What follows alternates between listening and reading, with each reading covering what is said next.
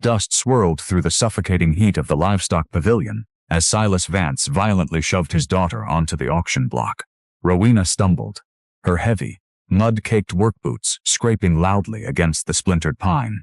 She did not fall.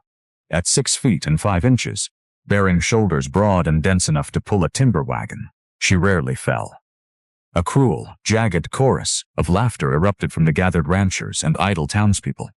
"Look at her," Silas bellowed, his face mottled red. "They kept ite hat cheap whiskey and spite," waving a calloused hand at her thick, heavily muscled arms, left exposed by a torn, sleeveless homespun blouse. Not a man in this territory would marry a freak of nature like this. No man will ever marry a giant. She ain't a woman, she's a draft horse.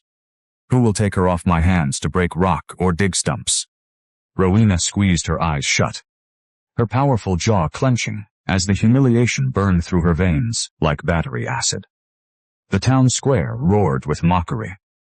This was the only world Rowena had ever known. A life of relentless, back-breaking toil beneath a father who viewed her tremendous physical power not as a blessing, but as a grotesque curse. She possessed the sheer physical density of a lifelong laborer, her towering frame layered cape ite hot heavy, functional muscle, built from splitting cords of oak and wrangling wild mustangs. Deep down beneath the rough exterior rested a quiet, dignified spirit, a gentle woman hoping only for a shred of grace. But out here, under the blinding frontier sun, she was nothing more than an ugly joke. Men shouted degrading offers from the dirt. $2 to pull a plow. A rusted tin of tobacco for her to clear a field. Friends, as we sit around the warmth of this fire tonight, sharing the quiet echoes of the past, Moat want to ask you something. Have you ever felt the stinging weight of a world that measures your worth by a mere glance? If the pain and ultimate redemption of this story speak to your heart, Moat kindly invite you to leave a like, subscribe to our journey, and share your thoughts in the comments below. Your presence keeps the embers of these tales glowing bright. Rowena kept her gaze locked on the dusty floorboards. She refused to let them see her cry. The tears fought against the back of her throat, thick and hot, but she swallowed them down, clinging to the only thing Silas had never been able to beat out of her, her profound, quiet dignity. She was a survivor. She would endure this, just as she had endured every other cruelty. Then, the laughter died. It did not fade gradually. It was severed, completely and abruptly, replaced by an absolute, heavy silence that swept over the pavilion like a sudden winter frost. Rowena opened her eyes, blinking against the harsh afternoon sun. The crowd of rowdy, drunken men was parting. They stepped back, shuffling over the dirt, creating a wide, fearful berth. A man was walking toward the auction block. He was a colossus. Even from her elevated position on the wooden platform, Rowena realized with a jolt of shock that this stranger would eclipse her.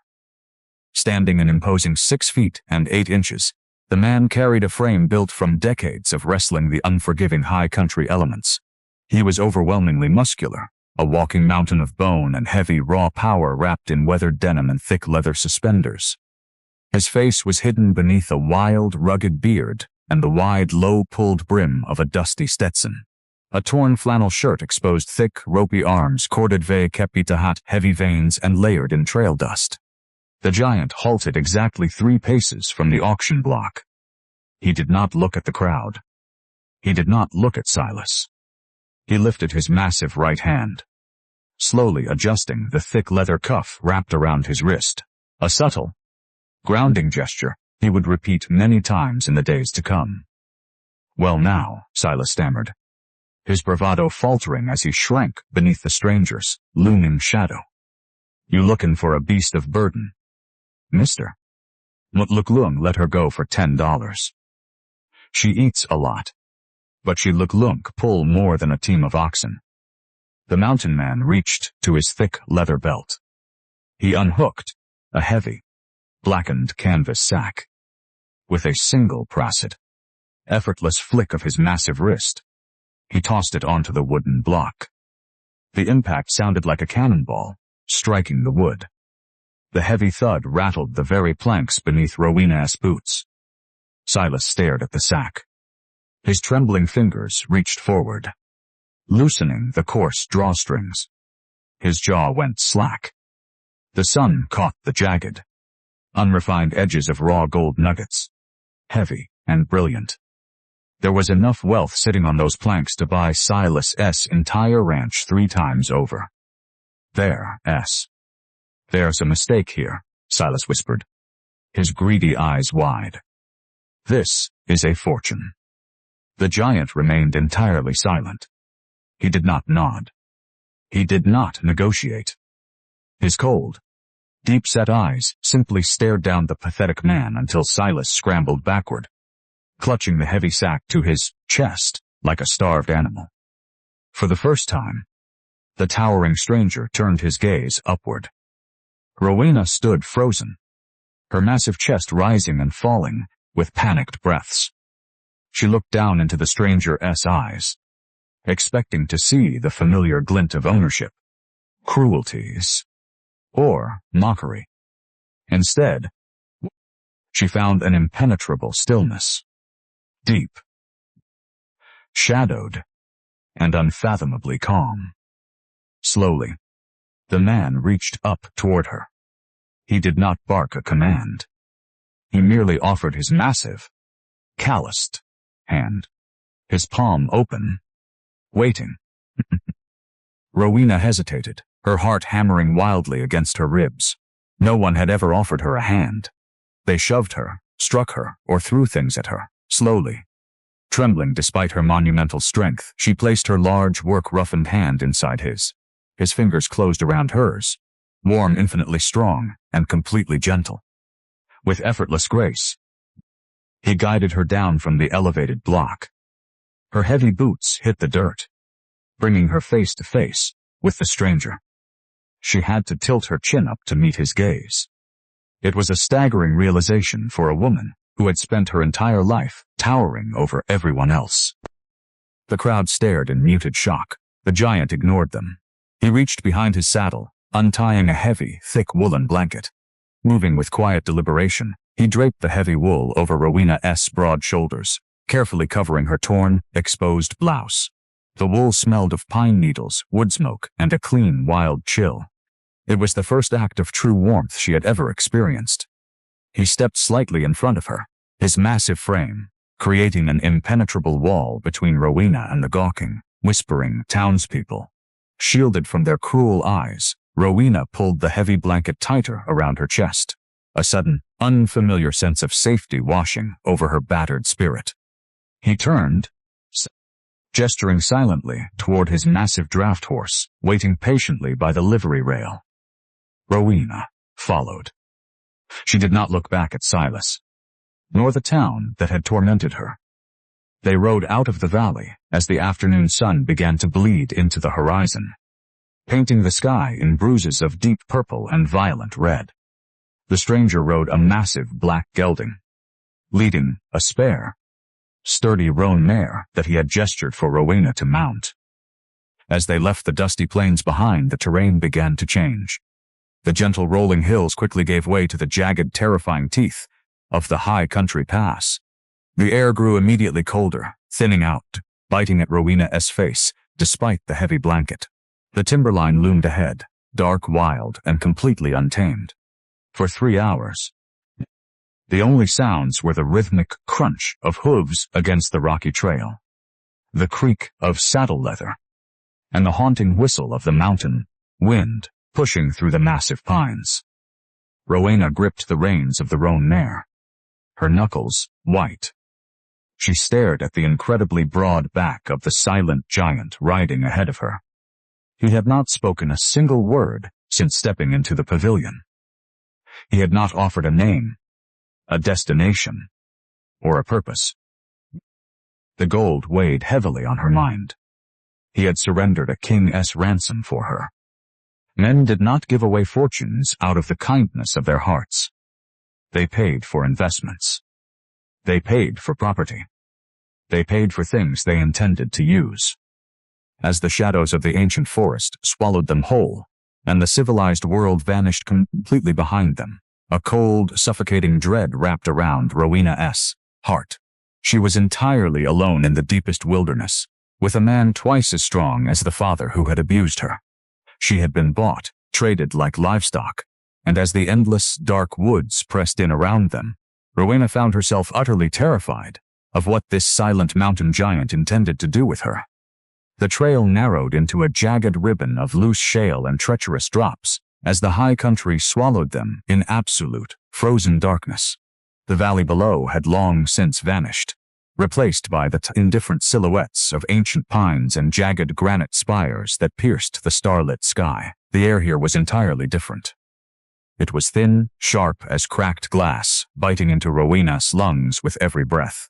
Frost began to crystallize on the heavy manes of the horses, glimmering like crushed diamonds under the rising moon. Rowena clung to the thick woolen blanket draped over her massive shoulders, her teeth clamped shut to keep them from chattering. Despite her incredible size and the thick layers of heavy muscle wrapping her tall frame, the mountain cold possessed a piercing cruelty.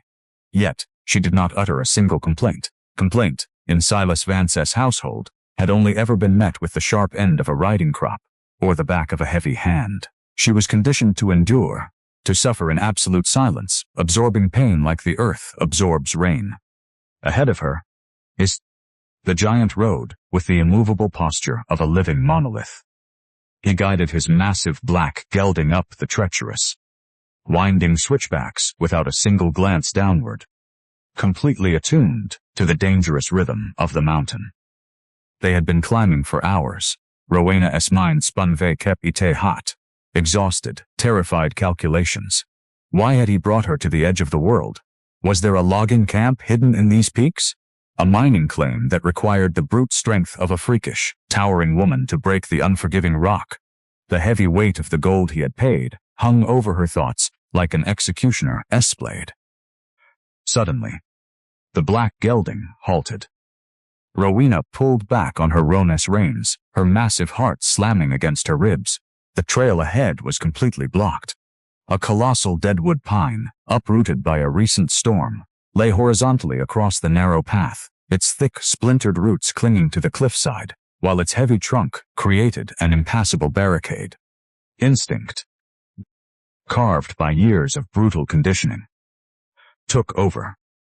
Rowena immediately swung her heavy boots out of the stirrups, her 6'5" frame dropping to the frozen earth with a heavy, solid thud. She knew what was expected of her. She was the beast of burden. She was the draft horse. This was why men kept her around.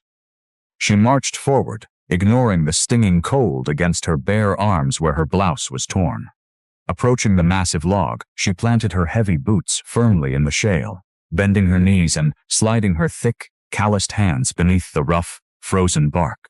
She took a deep, steadying breath, preparing to engage the immense physical power coiled in her broad back and heavy shoulders, fully intending to deadlift the massive timber out of the way. A heavy footfall crunched on the stone right beside her. Rowena froze, her muscles instantly locking in defense as a massive shadow eclipsed the moonlight. She braced herself for a harsh command, a whip, or a shove. Instead, a massive, leather-gloved hand gently covered her own. The touch was remarkably light, startling in its unexpected gentleness. Rowena looked up, her breath catching in her throat as she met the stranger's deep, shadowed eyes beneath the brim of his Stetson. He did not look angry. He did not look impatient. Slowly, deliberately, he lifted his right hand and adjusted the thick leather cuff strapped around his wrist, a quiet, grounding motion. Then, he offered a low, reassuring sweep of his hand, gesturing for her to step back.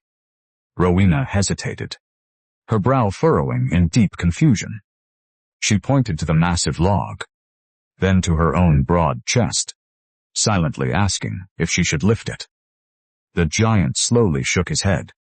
He gestured toward her shivering shoulders, then pointed back to her horse. his silent directive perfectly clear: get out of the cold. Rest. Rowena stepped backward, her boots scraping the shale, her mind entirely unmoored by the gesture. She watched, captivated, as the mountain man stepped up to the colossal deadwood pine. He did not bother looking for leverage. He merely bent his massive knees, wrapping his incredible, heavily veined arms around the thickest part of the trunk. With a single, explosive grunt of exertion, the giant surged upward. The heavy muscles beneath his torn flannel shifted and swelled with terrifying raw power as he deadlifted the colossal tree straight off the ground. With a powerful twist of his torso, he heaved the tremendous weight over the edge of the cliff. It crashed down into the darkness, echoing through the canyon like a crack of thunder. He dusted his massive, calloused hands on his denim trousers, adjusted the heavy leather cuff on his right wrist once more, and turned back to his horse. He did not look at her for praise. He simply waited for her to remount. As Rowena pulled her large frame back into the saddle, a profound alien sensation bloomed in the center of her chest. It was a fragile, terrifying kind of warmth. For her entire life, her immense size had been a curse that invited brutal labor. She had never been allowed to be delicate. She had never been allowed to be a traveler, or a passenger, or simply a woman needing rest. Yet this towering stranger, who had paid a fortune to own her, had just treated her with the quiet respect usually reserved for a fragile lady. The seeds of quiet observation took root in her exhausted mind.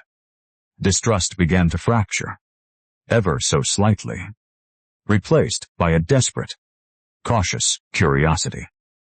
The climb continued for another grueling hour before the unforgiving slope finally leveled out into a sprawling, hidden alpine valley.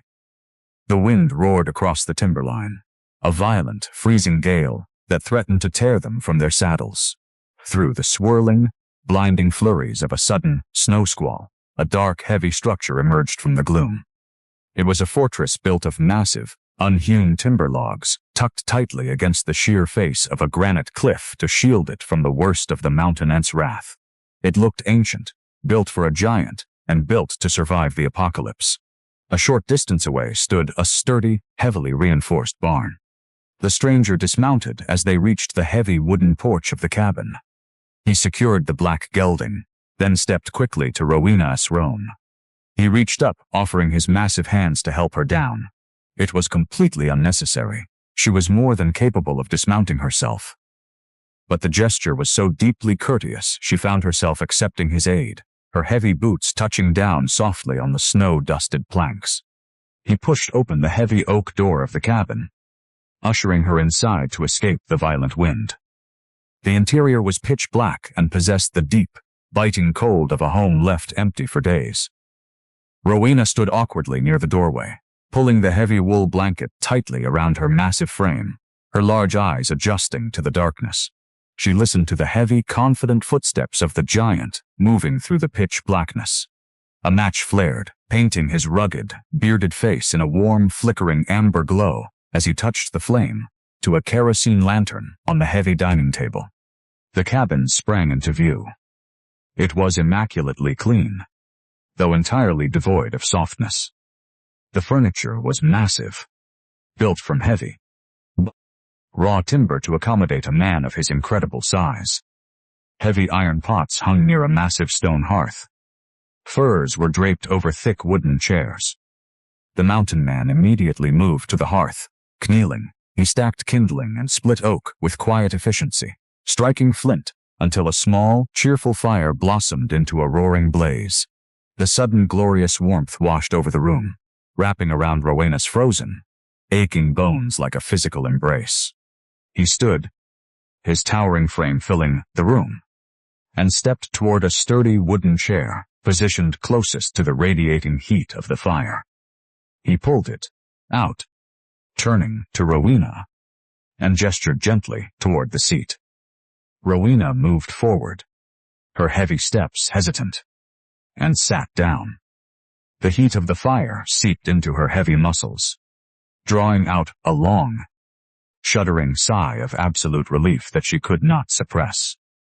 The giant watched her for a fleeting moment, a shadow of something profoundly sad crossing his deep-set eyes.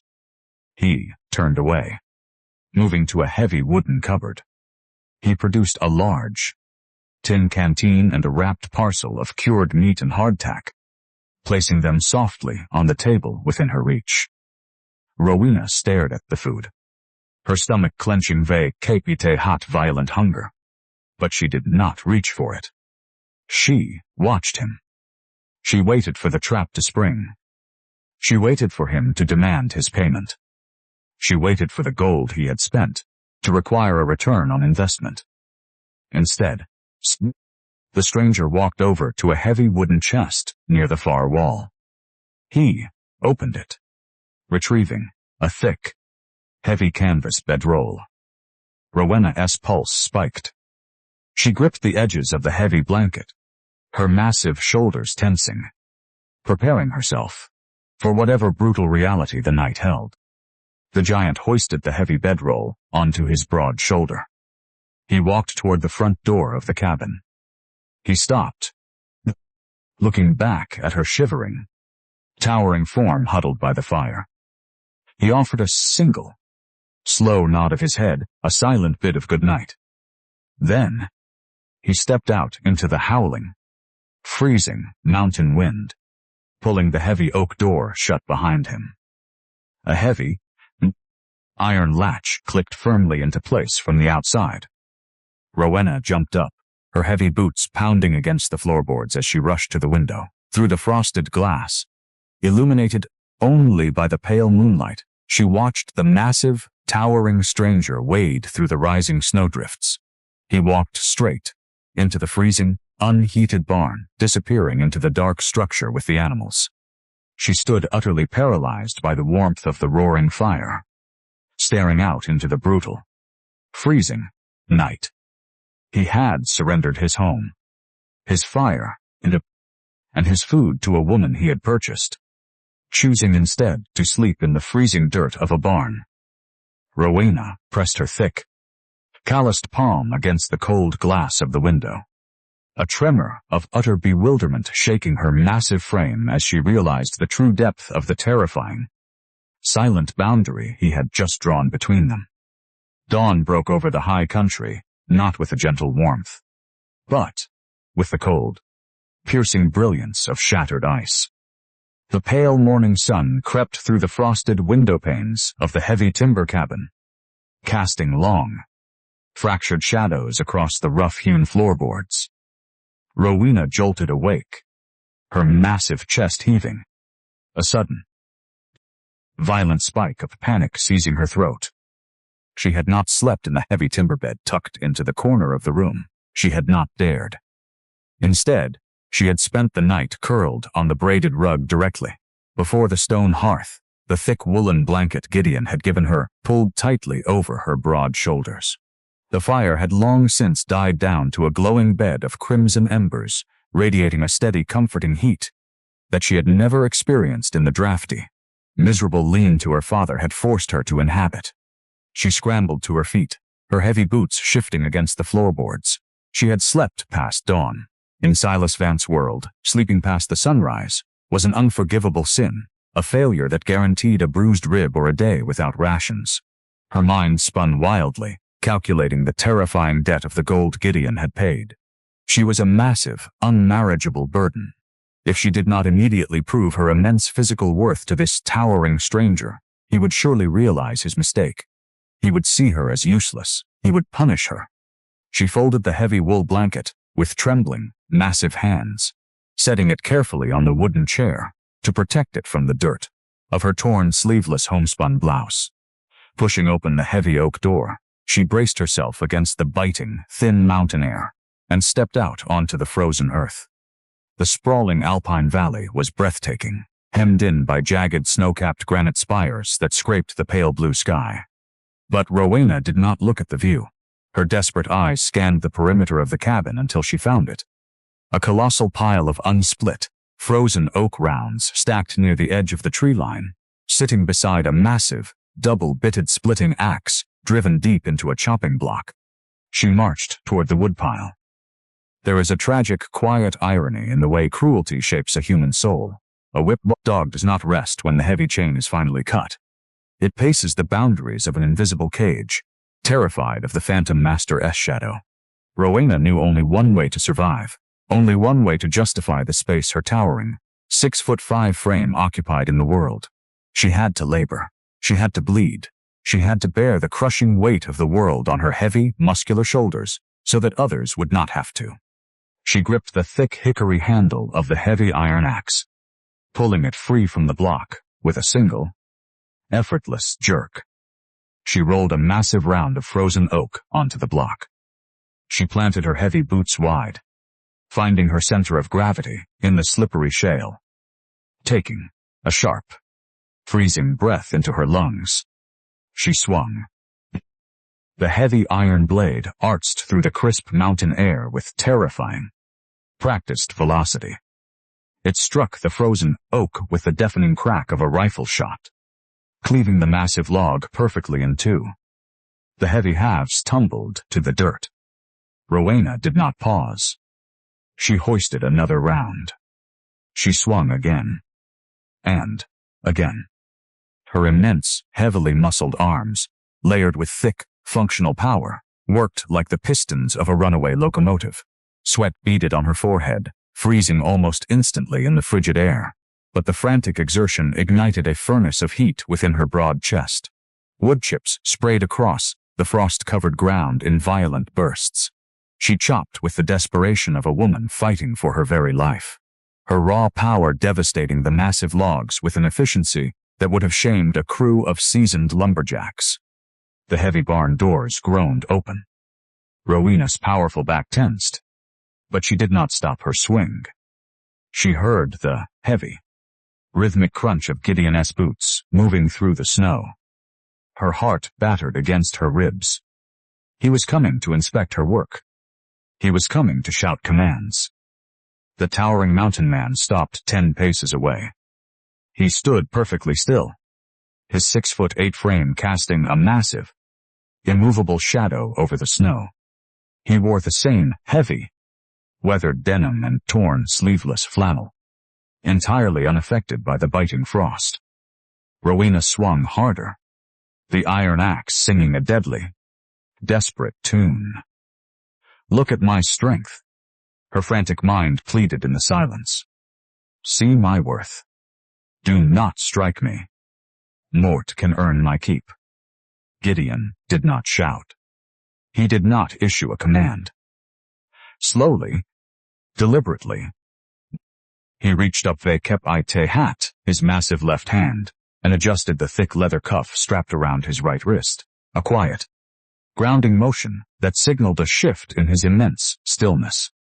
He stepped forward. Rowena hoisted another massive round of oak, raising the heavy axe high above her head. Her lungs burned.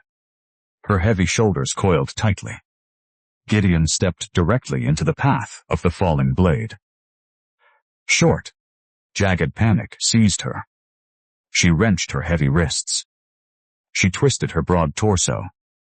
The deadly iron blade missed his massive shoulder by an inch, burying itself deeply into the chopping block with a violent, shuddering thud. Rowena stumbled back, her breath hitching in a strangled gasp of absolute terror. She had almost struck him. She had almost killed the man who bought her. She shrank back, raising her thick, calloused arms over her face to shield herself from the brutal, crushing blow she knew was coming. The blow never came. Instead, a profound, heavy silence settled over the frost-covered yard. Slowly, Rowena lowered her arms, her large, gentle eyes peering up through the rising steam of her own frantic breath. Gideon was looking at her. The expression on his rugged, heavily bearded face was not anger. It was not the vicious, calculating sneer of her father. It was a look of profound, devastating sorrow. He looked at her heavily muscled arms, at the torn, ragged blouse, and at the absolute terror trembling in her towering frame. He reached forward. Rowena flinched, But Gideon's movement was incredibly slow, entirely devoid of threat. He wrapped his massive, leather-gloved hand around the handle of the axe, firmly prying her white-knuckled grip away from the hickory wood. He pulled the heavy iron tool completely out of her hands. With a quiet, effortless toss, he threw the axe into the snowbank. Rowena stared at it, utterly unmoored. She pointed a trembling finger at the woodpile, then pointed to her own broad chest, silently asking what else she was supposed to do. Gideon shook his head. He brought his massive hand to his own heavily muscled chest, tapping it once. My work. Then, he pointed to the cabin, offering a low, gentle sweep of his arm. He was forbidding her from doing the heavy labor. He was refusing to let her work like a mule. The realization hit her like a physical blow, staggering her backward. Confusion warred with the very first, fragile seeds of emotional safety, taking tentative root in the frozen soil of her heart. No man had ever stopped her from breaking her back. No man had ever viewed her as something requiring rest. Gideon turned, walking toward the cabin door, leaving the massive pile of freshly split wood exactly where it lay. After a long, bewildered moment, Rowena followed his massive footprints in the snow. Inside, the cabin was fragrant with the rich, smoky aroma of roasted coffee and sizzling cured bacon. Gideon had clearly been awake for hours, tending the fire and preparing a hearty meal while she slept. He poured a heavy tin mug of dark, steaming coffee and set it on the table near the plate of thick-cut meat. He gestured for her to sit. Rowena sat at the heavy timber table, wrapping her massive, calloused hands around the warm tin mug. She watched the giant move about the room with surprising, quiet grace. He did not join her at the table immediately. Instead, he walked toward the heavy stone mantel above the hearth. He reached up, his massive arm stretching high, and retrieved a small, intricately carved wooden box.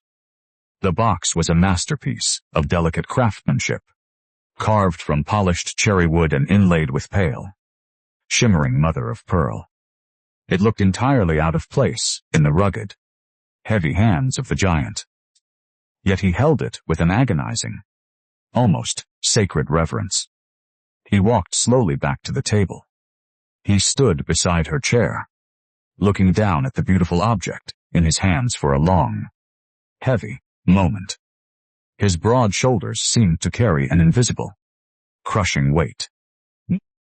Without a word, he placed the beautifully carved box on the table, directly in front of Rowena. He tapped the lid gently with his thick finger, an undeniable invitation. Rowena looked up at him, her heart thumping softly. His deep-set eyes held a vulnerability that completely contradicted his terrifying, mountainous exterior. He turned and walked to the window, staring out at the frozen peaks, giving her the privacy to look. With trembling, thick fingers, Rowena unclasped the small brass latch. The lid swung open with a quiet creak. The faint, sweet scent of dried lavender and old paper drifted into the air.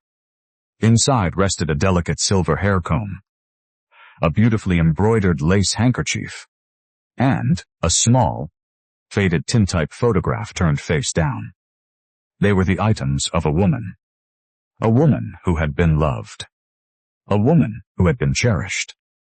Rowena sat utterly still, the warmth of the coffee forgotten, staring down at the fragile remnants of a shattered life. She looked at the incredibly broad back of the silent giant standing at the window, suddenly realizing that the suffocating silence of this mountain cabin was not born of cruelty, but of a deep, unspeakable sorrow. She reached her calloused fingertips toward the faded tintype photograph, a burning, aching curiosity seizing her soul, terrified to turn it over, yet desperate to understand exactly whose ghost was haunting the man who had bought her freedom. Rowena's thick, calloused fingertips hovered merely an inch above the faded tintype. Her pulse hammered a frantic, heavy rhythm against her ribs. The silence of the cabin pressed inward, heavy and laden with the suffocating weight of the past. She lowered her hand, her rough skin brushing the frayed edge of the stiff paper. A sudden, violent crash of splintering timber shattered the quiet. A shrill, terrifying shriek of a large animal in profound agony echoed from the barn, slicing through the freezing mountain air like a rusted blade. Gideon spun from the window.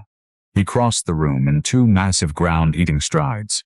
He reached the table, just as Rowena's fingers grazed the back of the photograph. He did not slap her hand away. He did not yell.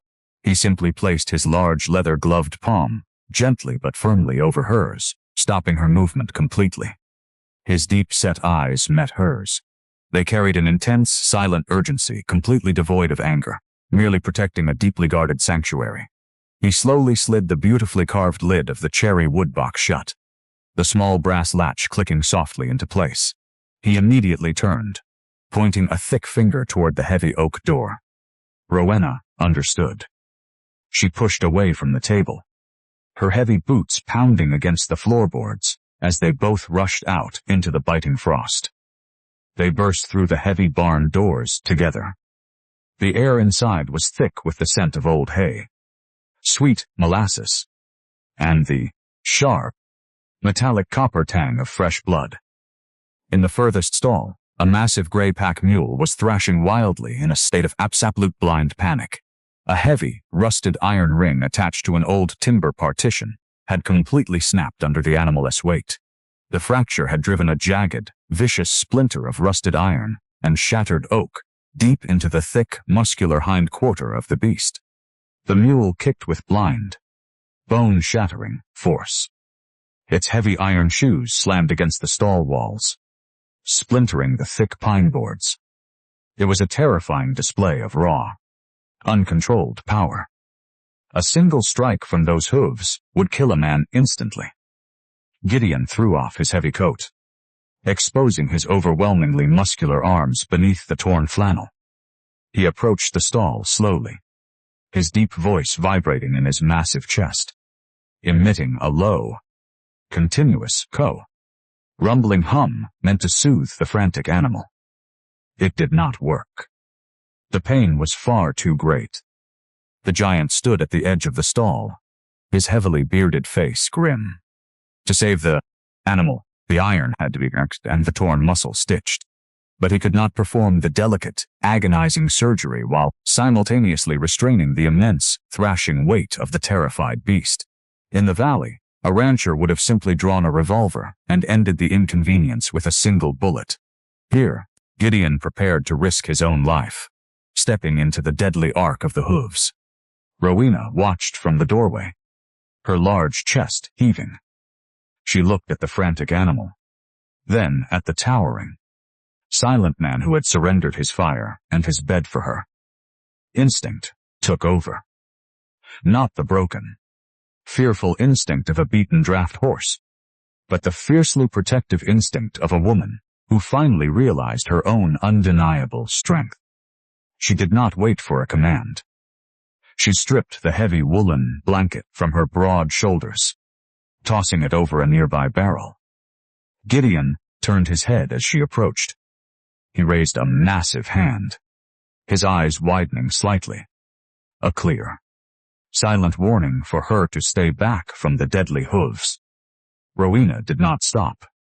She stepped directly into the danger zone, her heavy boots planting firmly in the bloodied straw. She looked up at the giant, her jaw set, her eyes burning with a quiet, absolute resolve. She tapped her own thick, heavily muscled chest, then pointed to the mule's head. Moat will hold him. Gideon stared down at her.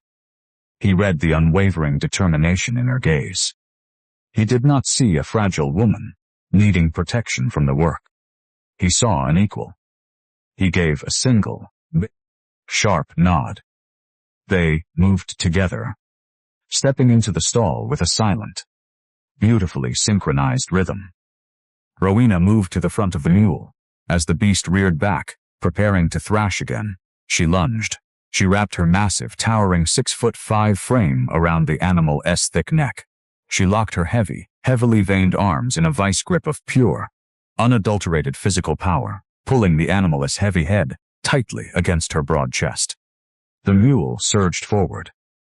Rowena planted her heavy boots wider, dropping her center of gravity. The thick, dense muscles in her broad back and heavy shoulders corded and swelled beneath her torn homespun blouse. She strained against the colossal force, her boots sliding an inch in the straw before locking completely rigid. She did not yield. For the very first time in her life, the tremendous towering mass that had earned her a lifetime of vicious mockery felt like a profound, magnificent blessing. Her size was not a grotesque anomaly. It was the exact instrument required to save a life. She anchored the massive beast to the earth, absorbing its frantic energy into her own indestructible frame. Gideon immediately went to work. With the animal safely immobilized by Rowena's incredible strength, he stepped to the injured flank. His massive, calloused hands moved with astonishing, surgical precision. He gripped the jagged iron shard, pulling it free with one smooth, powerful motion. The mule shrieked, bucking violently. Rowena gritted her teeth, a low grunt escaping her lips as she clamped her heavy arms tighter, holding the beast perfectly still. Gideon grabbed a heavy canvas rag soaked in strong alcohol, cleaning the deep wound before producing a thick curved needle and heavy thread from his belt pouch. They worked in absolute silence, completely in tune with one another. There were no harsh orders barked into the cold air. There were no degrading insults. There were only two towering forces of nature, utilizing their matching physical power to share a deadly burden. It was a dance of giants. The rhythm of their shared exertion stripped away the lingering awkwardness between them, forging a sudden, undeniable bond of mutual reliance. Finally, Gideon tied off the heavy suture. He stepped back, wiping his bloodied hands on a clean rag. He offered a low, soft whistle. Rowena released her vice grip, stepping back slowly. The mule staggered, thoroughly exhausted, but alive and safe. It lowered its heavy head to the straw, breathing deeply. Rowena leaned against the rough timber of the stall, her massive chest heaving. Sweat dripped from her forehead, stinging her eyes. Her thick arms trembled slightly from the immense exertion. Gideon walked over to a wooden bucket of clean water. He washed his hands, then picked up a clean, dry cloth. He walked over to Rowena. He did not hand it to her. Instead, moving with agonizing gentleness, the giant reached out and carefully wiped the sweat and dust from her forehead. Rowena froze, her breath catching in her throat. His massive knuckles brushed against her temple. The touch was incredibly tender.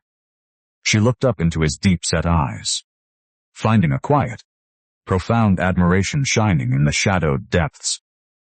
He saw her strength, and he found it beautiful.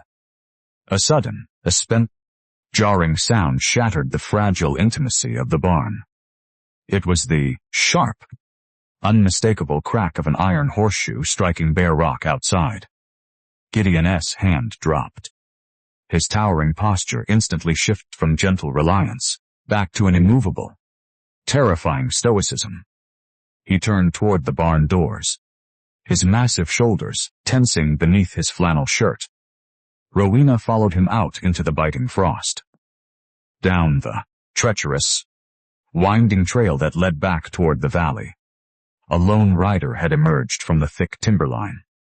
He sat atop a lathered, exhausted bay gelding, completely out of place in the unforgiving high country.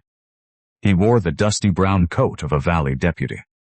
The rider halted his horse exactly at the edge of the property line, 50 yards away. He stared at the two towering giants, standing shoulder to shoulder in the snow. His eyes were wide with poorly concealed terror. He clearly had no intention of approaching the massive mountain man. Gideon stood perfectly still. He slowly reached up, his massive left hand adjusting the thick leather cuff strapped around his right wrist. He waited. The deputy reached into his thick coat with trembling, numb fingers. He withdrew a thick, folded piece of parchment, sealed with dark red wax.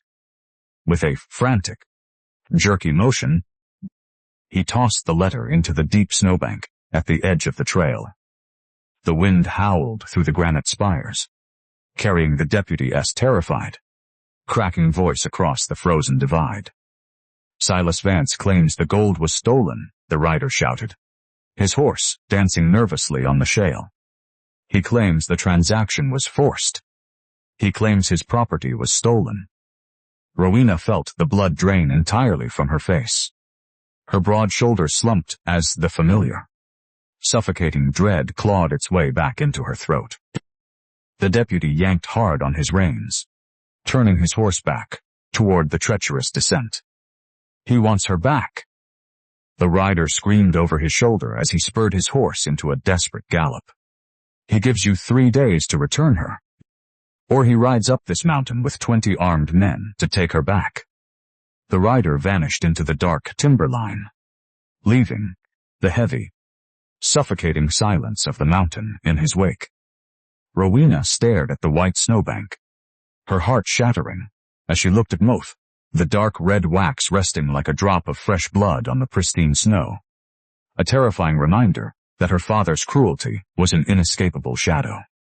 The dark red wax rested on the pristine snowbank like a drop of fresh blood, a glaring stain against the pure, white expanse of the high country. Rowena stood frozen in the bitter wind, her massive chest rising and falling in rapid, shallow bursts. The terrifying echo of the deputy's warning still reverberated off the jagged granite spires. 20 armed men. Her father was not merely insulted. His pride had been publicly slaughtered, and a bruised Silas Vance was a creature of boundless, vicious malice. He would burn this entire mountain to ash, just to drag her back in chains and prove his dominance.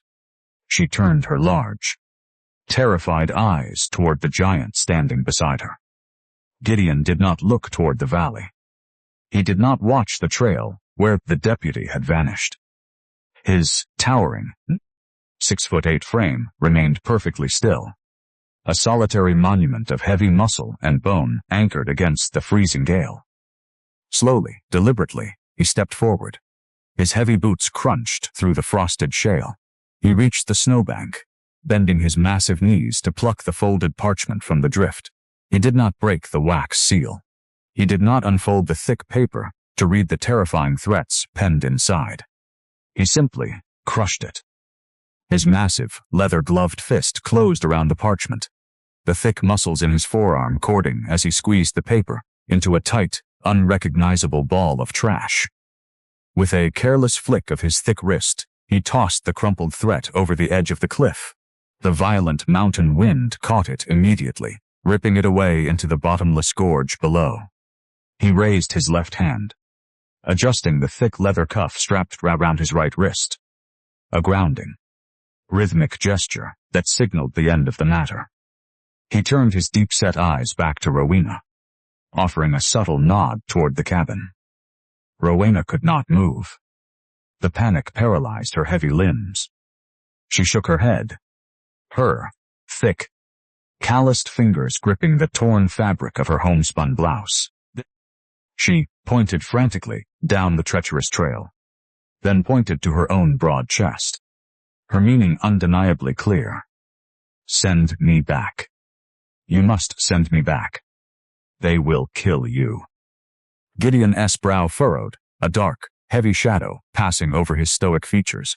He closed the distance between them with 2 long, silent strides. He rushed out, wrapping his incredibly warm, massive hand gently around her rigid, trembling elbow.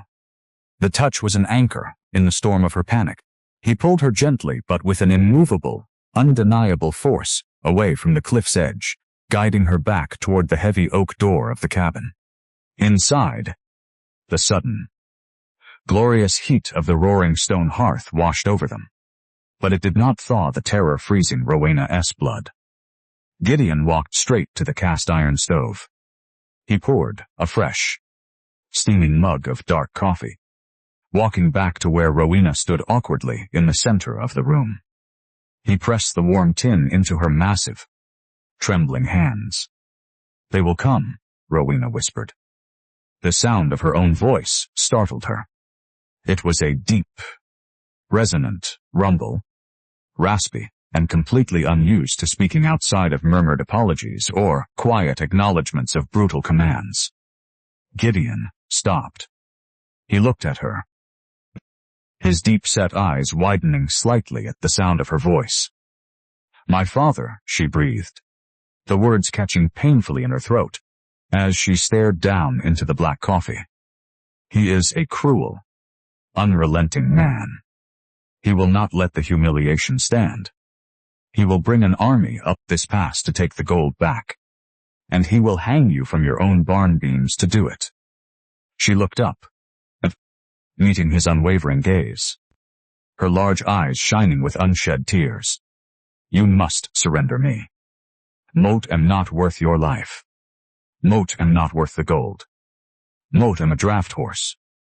Moat am a beast of burden. Cut your losses. Please." The silence in the cabin stretched, heavy and profound, broken only by the sharp crackle of the burning oak in the hearth. Gideon stepped closer. The sheer overwhelming mass of his towering frame filled her vision, yet he radiated an absolute enveloping safety. He reached out, his massive fingers gently grasping the heavy tin mug in her hands, pulling it slightly away, so she was forced to look directly into his shadowed face. "Moat did not buy a beast of burden," he murmured. His voice was a low, seismic rumble, a sound carved from the very granite of the mountain. It vibrated deep within his massive chest, rich with an unwavering, terrifying absolute certainty. "Moat did not buy a wife," he continued, his deep-set eyes locking onto hers with burning intensity. "Moat did not buy a laborer. A man cannot buy another human soul. It is a sin against God and nature." Rowena's breath hitched. She stared at the giant, completely unmoored. The heavy, protective walls she had spent a lifetime building around her battered heart began to violently fracture. "Then why?" she demanded, her raspy voice cracking under the emotional weight. "Why spend a fortune? Why bring me here?" "To strip the chain from your neck," Gideon stated quietly. He released her mug, taking a single step back, giving her the space to absorb the staggering weight of his words. "Beyond the northern ridge," he rumbled, gesturing vaguely toward the heavy timber wall at the back of the cabin, "lies the free territory. There are towns there built by folks who fled the cruelty of the valleys. Quiet towns. No masters. No auctions." He looked back at her towering, heavily muscled frame, his gaze lingering on the quiet dignity she wore like a shield. "You are a magnificent, capable woman. You do not belong to Silas Vance. You do not belong to me. You belong to yourself. Moat brought you up this mountain to put you on the northern trail, where no man will ever lay a hand on you again." The tin mug slipped from Rowena's hands. It hit the rough-hewn floorboards with a sharp clatter, the dark coffee splashing across the heavy wood. But neither of them looked down. Rowena brought her thick, calloused hands to her face, a single, violently repressed sob tearing its way out of her chest. Freedom. It was a concept so alien, so utterly foreign to her existence, that the very word felt like a physical blow. For 25 years, she had been defined entirely by her massive size, her brutal labor, and the crushing yoke of her father's ownership. Who was she? If she was not pulling a plow, who was she? If she had no master to beat her?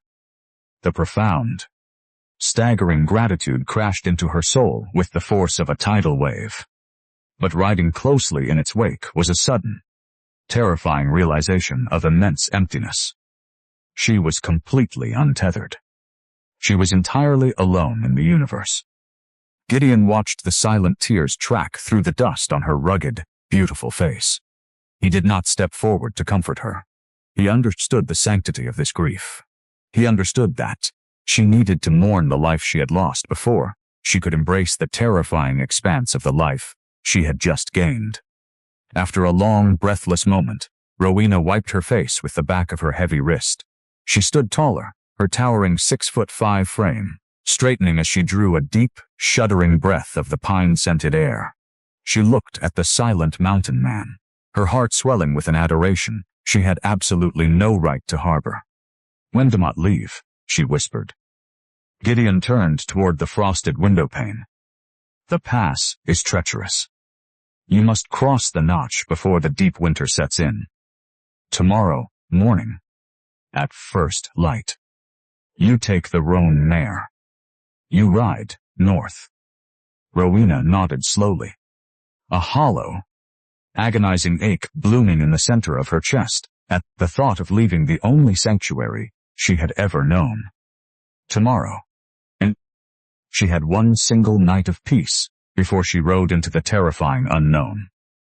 Gideon frowned, leaning his massive hands against the heavy timber windowsill. He wiped the condensation from the glass with a thick thumb. Rowena watched his broad shoulders tense beneath the flannel. The absolute stillness of his towering frame shifted into rigid, sudden alarm. "Gideon," she breathed, stepping toward the glass. The pale, biting sunlight that had illuminated the jagged peaks only moments ago was entirely gone. In its place, a heavy, suffocating wall of bruised, slate-gray clouds had swallowed the horizon. The wind, which had been a sharp, steady howl, abruptly died, leaving a terrifying, unnatural silence in its wake. The temperature inside the cabin plummeted violently, freezing the splashed coffee on the floorboards in a matter of seconds. Through the thick glass, the first heavy, terrifying flakes of snow began to fall. Not the light, swirling flurries of the morning squall, but dense, blinding sheets of white that instantly erased the tree line. It was the deep winter blizzard, the legendary, impassable storm of the high country. Gideon turned from the window, his deep-set eyes completely dark. The northern pass was already gone, and the terrible realization hung heavily in the freezing air between them. They were entirely trapped, isolated from the rest of the world, with a storm of catastrophic proportions descending upon the heavy timber roof above their heads. The silence that followed, the plummeting temperature, was not a peaceful quiet, but the terrifying, suffocated hush of a mountain drawing a massive, deadly breath. And then, the wind hit the cabin. It struck with the catastrophic force of a runaway freight train, shaking the heavy, ancient timbers of the walls to their very foundations. The pale daylight instantly vanished, replaced by a blinding, violent wall of white that erased the granite spires, the timberline, and the trail entirely. In a matter of seconds, the world outside ceased to exist. Rowena stared through the frosted glass, her broad chest tight with a chaotic war of emotions. The northern trail was buried. The escape Gideon had so graciously offered was now a frozen tomb. She was trapped. Yet, beneath the very real terror of the apocalyptic storm, a warm, undeniable ember of profound relief flared to life deep within her soul. She did not have to leave. The terrifying expanse of her sudden freedom had been delayed, keeping her tethered to the only sanctuary she had ever known, and to the silent giant standing behind her. Gideon did not waste a single heartbeat staring at the storm. Survival in the high country required absolute, ruthless efficiency. He moved across the heavy floorboards with terrifying speed, his massive frame a blur of calculated action. He reached into the heavy wooden chest near his bedroll and pulled out a thick, shearling-lined canvas coat. He walked over to Rowena, lifting the heavy garment. He did not ask for permission. The urgency of the plummeting temperature demanded immediate warmth. He draped the thick canvas over her towering, heavily muscled shoulders, covering her torn homespun blouse completely. Rowena stood perfectly still, overwhelmed by the sheer weight and profound warmth of the coat. For her entire life, clothing had been a humiliating struggle, ragged, ill-fitting garments that choked her broad shoulders and failed to cover her massive, heavy arms. But Gideon's coat fit her completely. It wrapped around her thick, powerful torso, like a fortress of heavy wool and leather, smelling fiercely of pine resin, wood smoke, and the comforting, rugged scent of the man himself. He offered a sharp, commanding point toward the door, then tapped his own heavily muscled chest. Rowena understood instantly. The firewood. The colossal pile of split oak she had labored over that morning was sitting out in the yard. If the blizzard buried it, they would freeze to death within days. They threw their massive shoulders against the heavy oak door, forcing it open against the screaming, violent gale. The cold was an absolute physical assault, biting into their skin like thousands of rusted needles. The snow was already drifting past their knees, rising with terrifying speed. They moved into the whiteout together. No words were spoken. The roaring wind would have ripped the sound from their throats anyway. They fell into a fierce, unspoken rhythm, a perfectly synchronized dance of monumental physical power. Gideon grabbed a heavy canvas tarp from the barn, dragging it through the deep drifts to the woodpile. Rowena planted her heavy boots in the freezing dirt, her massive thighs cording with strength as she scooped up staggering armfuls of the heavy oak rounds. She carried loads that would have broken the back of any normal man, tossing them onto the canvas tarp with relentless, machine-like precision. Gideon worked directly beside her, matching her immense output exactly. Every time she turned back to the pile, his massive, leather-gloved hands were there, moving the heavy timber, their thick arms brushing in the blinding snow. There was no hesitation between them. There was no awkwardness of new acquaintance. The sheer, brutal necessity of survival stripped away every lingering boundary, forging an immediate, unbreakable reliance. Once the tarp was piled high with hundreds of pounds of raw oak, Gideon grabbed the front ropes. Rowena immediately stepped to his side, wrapping her thick, calloused hands around the heavy hemp alongside his. Together, they leaned their massive, towering frames forward, their heavy boots digging into the ice, and dragged the colossal weight through the rising snowdrifts and into the safety of the cabin. They repeated the brutal trek 4 times. Each time, the snow grew deeper, the wind more vicious, tearing at their faces and packing ice into their hair. On the final trip to secure the heavy barn doors, a sudden violent gust of wind swept down from the granite peaks, hitting them broadside with the force of a physical blow. Rowena lost her footing on a patch of slick shale beneath the snow. Her heavy boots slipped, and her 6'5" frame pitched backward toward the frozen earth. Before she could fall, Gideon's massive arm shot out.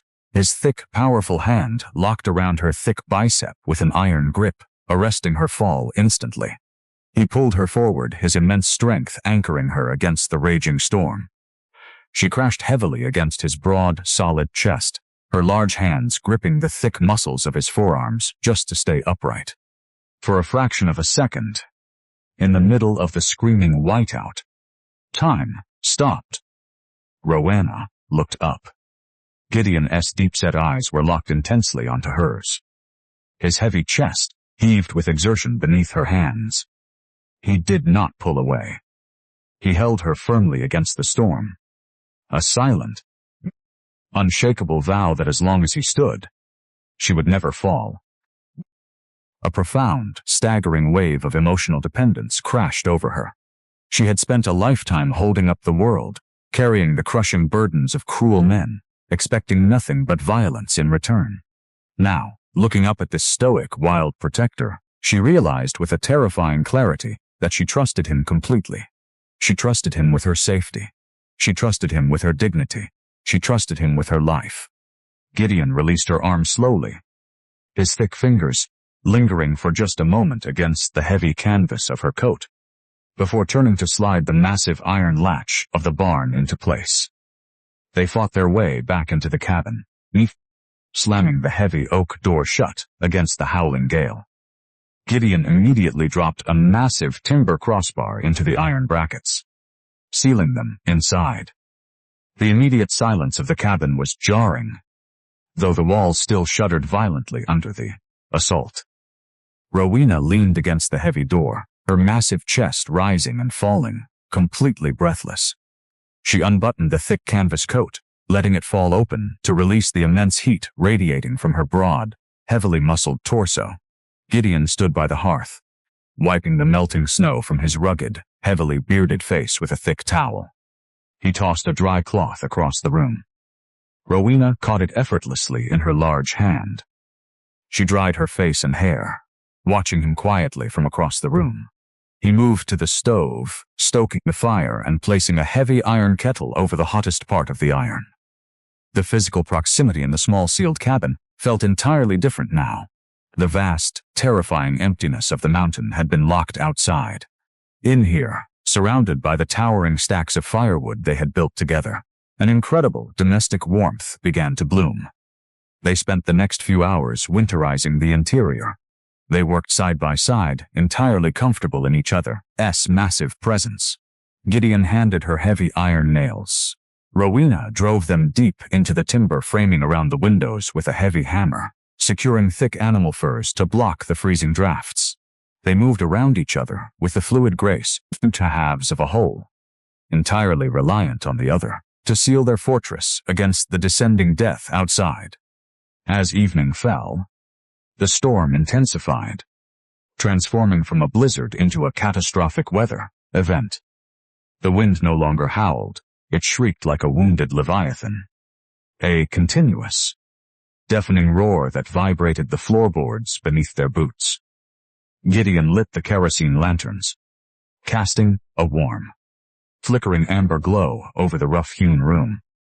He sat in his heavy wooden chair near the roaring stone hearth, pulling a whetstone and a thick hunting knife from his belt.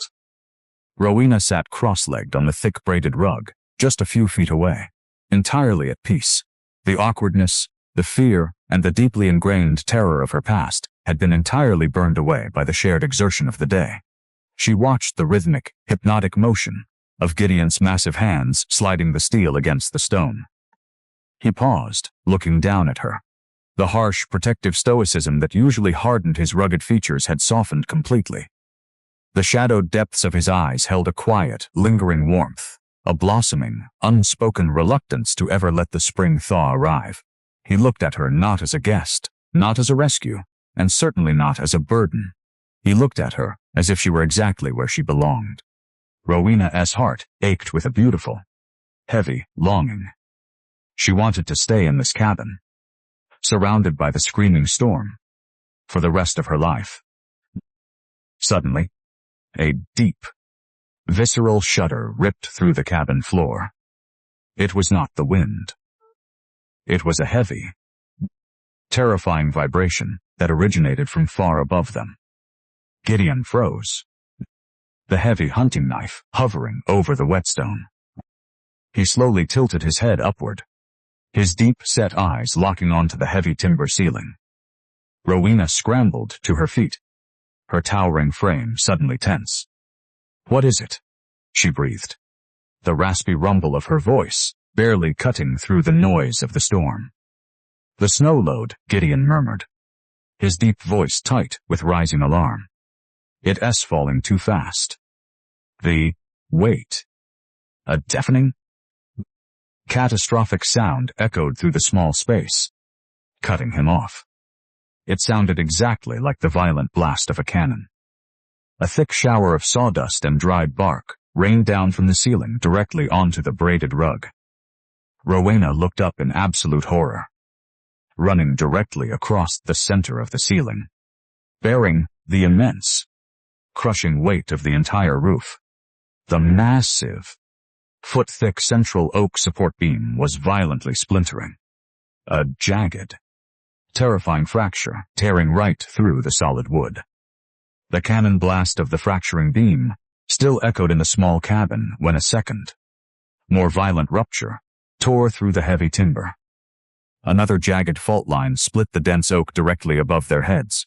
A thick shower of sawdust, dried sap, and heavy bark rained down, dusting Rowena's wide, terrified shoulders. The massive central beam, bearing the apocalyptic weight of the blizzard, was bowing visibly under the crushing load. Gideon did not panic. He did not freeze. He lunged across the heavy floorboards, moving with terrifying explosive speed. He reached the far wall, gripping a massive 10-foot ironwood post he kept against the heavy timber framing for extreme emergencies. It was a structural column, thick enough to anchor a bridge, weighing well over 300 pounds. He dragged it toward the center of the room, his heavy boots kicking two of the massive split oak rounds into position directly beneath the splintering ceiling beam. He stood the ironwood post upright on top of the stacked oak rounds. It reached exactly 2 inches below the bowing ceiling. The roof, Gideon barked, his deep, rumbling voice cutting through the shrieking gale. Outside, with absolute, unyielding authority. It must go up. 2 inches. We have to lift it to wedge the post. Rowena stared at the massive, sagging timber above them. The realization hit her with the crushing force of an anvil. Above that heavy oak beam rested the heavy shingled roof. And above that rested thousands of pounds of rapidly accumulating, dense mountain snow. To lift it, even an inn, would require a physical exertion beyond the realm of human capability. It was a task for a team of draft horses, or a steam winch. But there were no horses inside, and there was no winch. There were only 2 giants, standing in the amber glow of the kerosene lanterns, listening to the violent death rattle of their only shelter. Rowena did not hesitate. The deeply ingrained terror of her past vanished entirely, replaced by a singular, burning necessity. She stepped directly to the center of the room, planting her heavy boots wide on the rough floorboards. She stood shoulder to shoulder with the towering mountain man. Gideon looked down at her. In the chaotic, life-or-death urgency of the moment, his deep-set eyes held no doubt. He did not vacate her as a fragile woman to be shielded. He viewed her as his absolute equal, the only partner in the world capable of matching his raw, devastating power. He gave a single, sharp nod. They reached up. Rowena pressed her massive, heavily muscled hands flat against the rough, splintering belly of the main oak beam. Gideon mirrored her position on the opposite side of the ironwood post. Now, Gideon growled. They pushed. A guttural, primitive roar of absolute physical exertion tore from Gideon's chest. Rowena clenched her powerful jaw, her large teeth grinding together, as she summoned every solitary ounce of monumental strength residing in her 6'5" frame. The heavy floorboards beneath their boots groaned in violent protest. Rowena's heavy arms locked, the incredibly dense, thick muscles of her shoulders, back and massive biceps coiled and surged beneath the heavy canvas of her coat. Heat exploded within her core, a searing furnace of raw, untamed power. She pushed upward with a devastating, earth-shattering force, her heavy boots sinking a fraction of an inch right into the pine floorboards. The cabin groaned. The main support beam let out a terrifying, high-pitched shriek of immense friction. It moved. A single inch. Upward. Rowena's vision blurred with red at the edges. Her thick forearms trembled violently beneath the apocalyptic weight of the mountain roof. The pain was blinding. A tearing, agonizing fire ripping through her heavy tendons. But within the blinding agony, a profound, world-altering revelation crashed through her soul. Look at her. Her father asked cruel. Drunken voice sneered in the darkest corners of her memory. A freak of nature. A draft horse. No man will ever want a monster like that. For 25 years, She had believed the venom. She had hunched her massive shoulders, trying to make herself small. She had hidden her heavy, corded arms. She had viewed her incredible, towering frame as a grotesque cage, a curse bestowed upon her by a cruel creator. But as she stood shoulder to shoulder with the man who had bought her freedom, bearing the literal weight of the world to keep him safe from the crushing ice, the cage shattered completely. She was not a monster. She was magnificent. Her size was not a grotesque anomaly. It was a breathtaking, divine gift. Her dense, heavy bones, her broad, towering shoulders, her sheer, unfathomable muscular power, these were not the traits of an unlovable beast. They were the exact, perfect instruments required to hold back the sky. They were the tools of survival.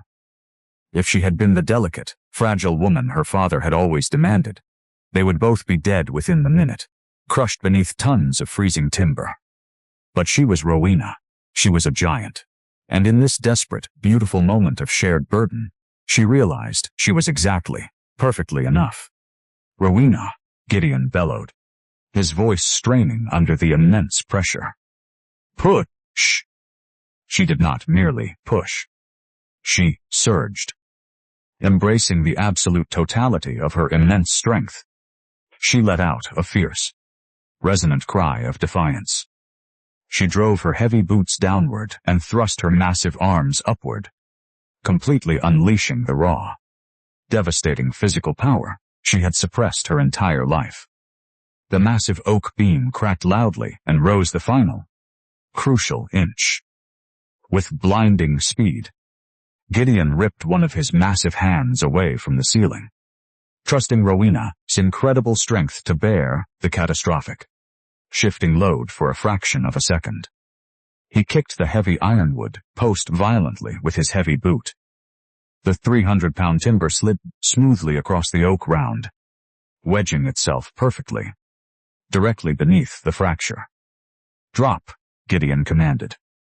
They yanked their arms down simultaneously, stepping back as the immense weight of the roof slammed down onto the ironwood brace. The deafening crash shook the dust from the walls. But the brace held. The heavy ironwood groaned under the pressure, the stacked oak rounds biting deeply into the floorboards.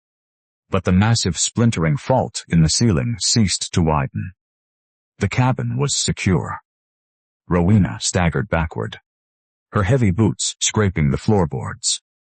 She collapsed against the heavy timber wall, her massive chest heaving wildly. Her heavy arms hung limply at her sides, completely drained of energy, screaming with the aftermath of lactic acid and strained fibers. She slid down the wall until she was sitting on the floorboards, gasping for the thin mountain air. Gideon stood near the center of the room, his towering frame bent slightly, his massive hands resting on his knees as he fought to catch his own breath. Sweat poured from his rugged, heavily bearded face, soaking the collar of his torn flannel. Slowly, the violent, frantic thrumming of their hearts began to slow, replaced by the continuous, muffled roar of the blizzard raging safely outside their reinforced walls. Gideon stood straight. He wiped his brow with the back of his massive forearm. He turned his deep-set eyes toward Rowena. The look he gave her stripped the breath entirely from her lungs all over again.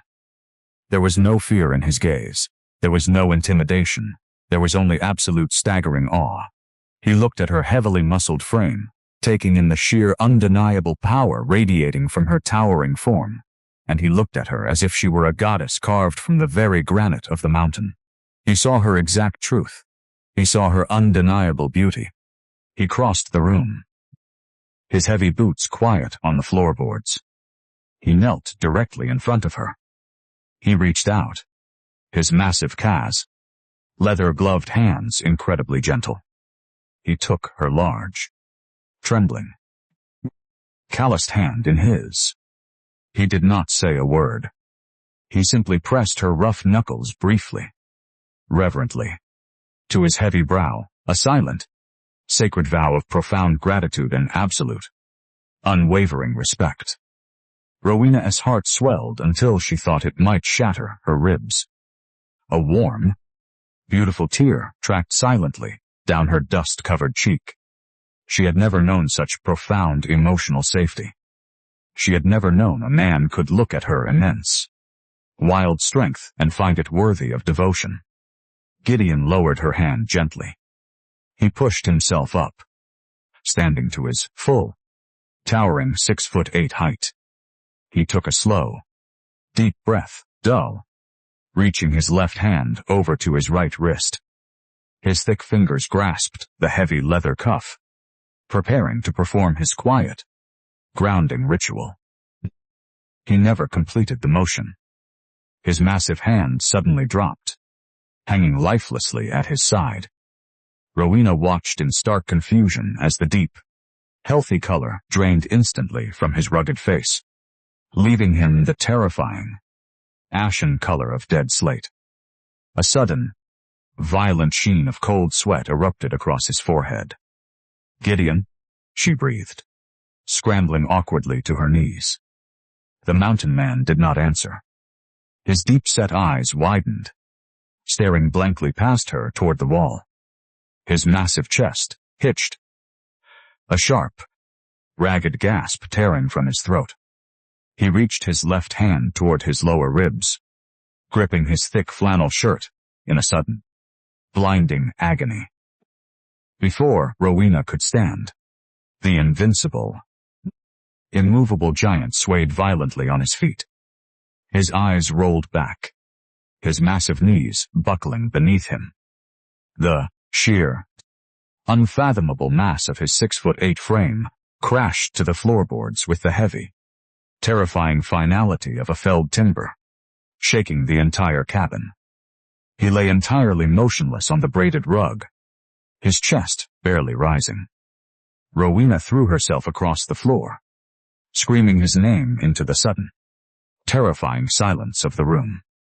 There is a distinct, terrifying shift in the universe when the immovable object finally falls. Friends, we spend our lives leaning against the heavy oaks, trusting the deep roots to hold fast against the howling winds, completely forgetting that even the mightiest timber can break if it carries the weight of the sky for too long. Rowena dropped to her knees on the braided rug, the sudden, violent impact driving the breath from her lungs. She stared at the colossal, motionless form of the mountain man lying on the floorboards. The invincible protector, the giant who had single-handedly carried a monstrous pine tree, tamed a thrashing mule, and held up a collapsing roof, was suddenly reduced to a terrifying, absolute stillness. "Gideon," she rasped, her deep voice cracking with a raw, desperate panic. She crawled to his side, her heavy hands trembling wildly as she pressed her thick, calloused fingers against the thick muscles of his neck. His pulse was there, but it was frantic, entirely erratic, fluttering like a trapped bird beneath his rugged skin. His broad, heavily bearded face, usually an immovable mask of stoic calm, was drawn tight with agony, a sheen of violent, cold sweat coating his brow. He was burning alive. The heat radiating from his massive torso was palpable. A sudden, devastating fever consuming his colossal frame from the inside out. The floorboards were too cold. The draft from the heavy timber door would kill him before morning. He needed the bed. Rowena looked at his towering 6'8" frame. He was a mountain of dense bone and incredibly heavy muscle, easily weighing over 300 pounds in his heavy denim and thick boots. Only an hour ago, the thought of moving such a monumental weight would have paralyzed her with deeply ingrained inadequacy. But the paradigm of her life had violently shifted. She was no longer a broken draft horse. She was the protector now. Rowena did not hesitate. She slid her heavy, massively muscled arms beneath his broad shoulders and thick knees. She planted her heavy boots firmly into the braided rug, drawing a deep, sharp breath of the pine-scented air. She embraced the absolute, magnificent totality of her physical power. She surged upward. The thick, heavy muscles of her towering back and broad shoulders corded instantly beneath her torn homespun blouse, absorbing the colossal weight of the giant. She did not drag him. She carried him, cradling his massive, unconscious form against her broad chest as if he were precious, lifting him completely off the floorboards with a staggering display of raw, undeniable strength. She crossed the room in 5 heavy, thudding strides, gently lowering his massive frame onto the thick furs of the heavy timber bed tucked into the corner. The immediate task anchored her frantic mind, stripping away her terror and replacing it with a fierce, maternal focus. She began to strip his heavy, snow-soaked boots from his massive feet. She unbuttoned the torn flannel shirt, peeling the damp fabric back to expose his overwhelmingly muscular chest to the warm air of the cabin.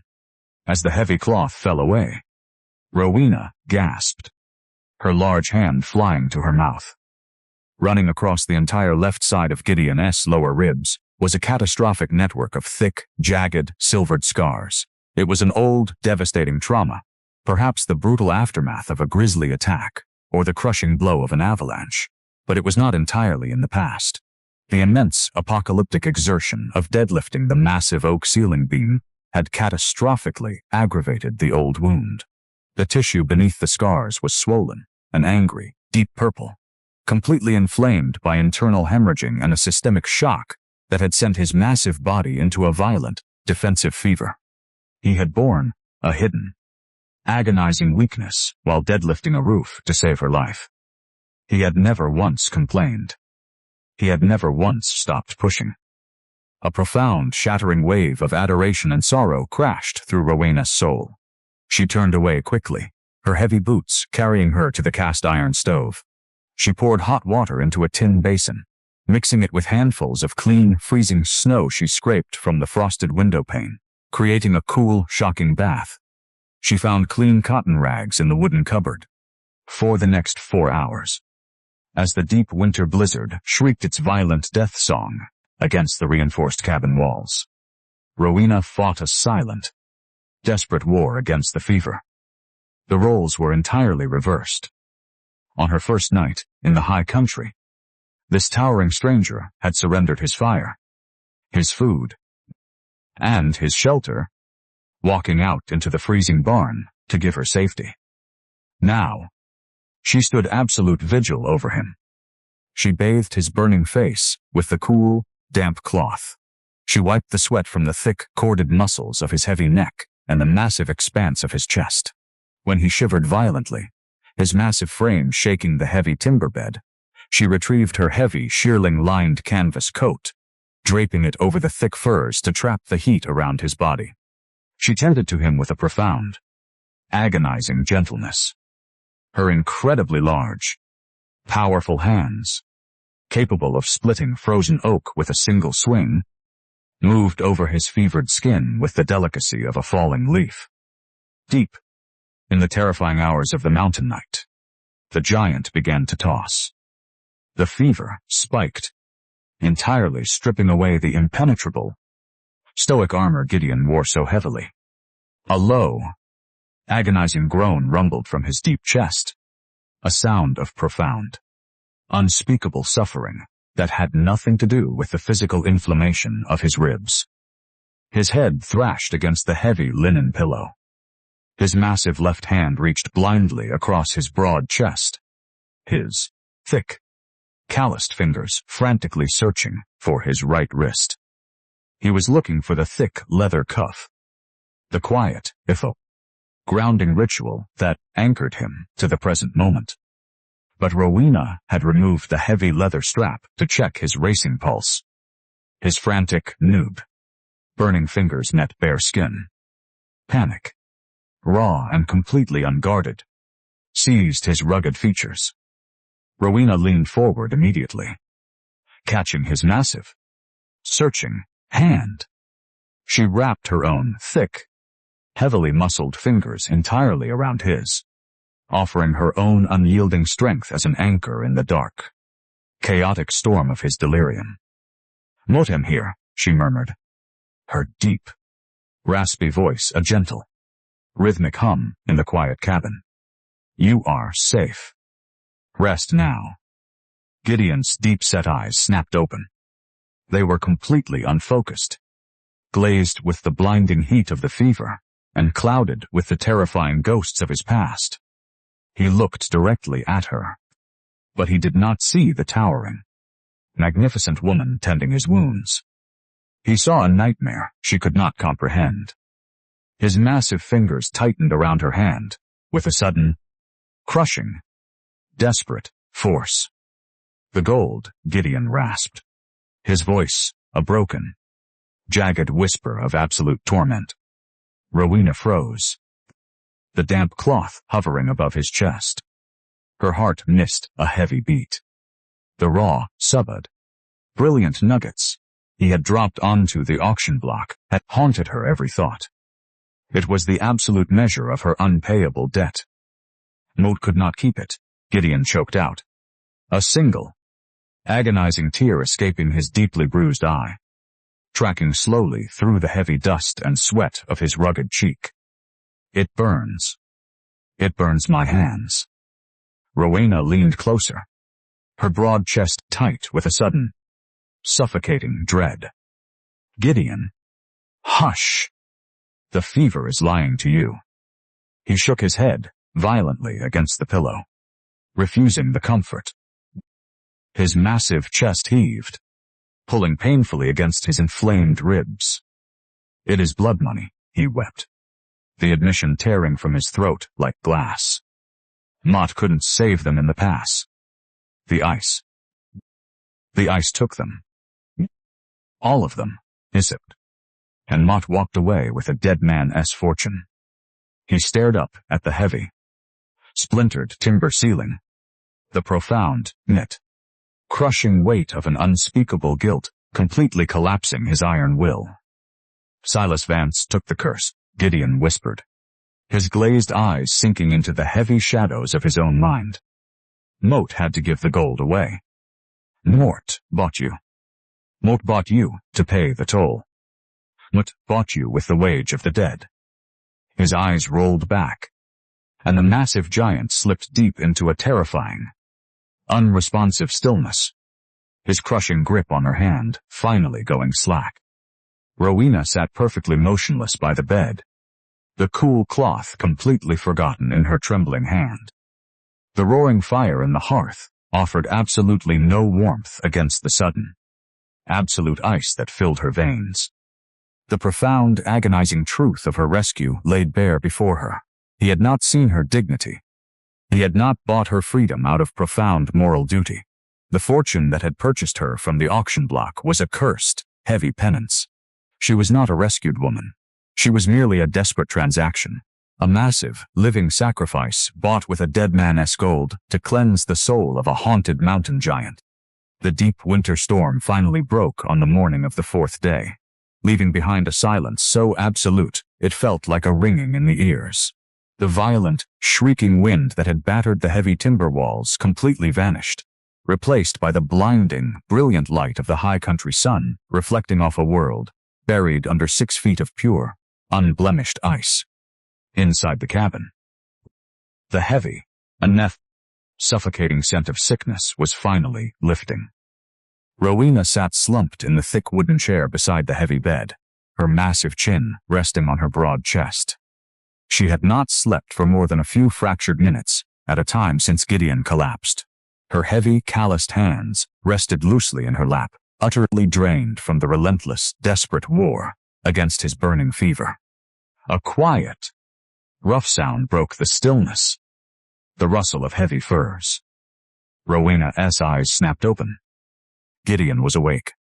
The terrifying ashen pallor had left his rugged face, replaced by the pale, exhausted complexion of a man who had walked to the very edge of the abyss and returned. His deep-set eyes were clear, blinking slowly against the morning light streaming through the frosted window panes. He lay perfectly still for a long moment, his massive chest rising and falling in a steady, painless rhythm. He slowly turned his head. His gaze found Rowena. He did not speak. He simply looked at her towering, exhausted frame, reading the profound toll the last 3 days had taken on her. He looked at the cool, damp cloths resting in the tin basin, at the empty broth bowls on the table, and finally, at the heavy ironwood column she had helped him wedge beneath the splintered ceiling beam.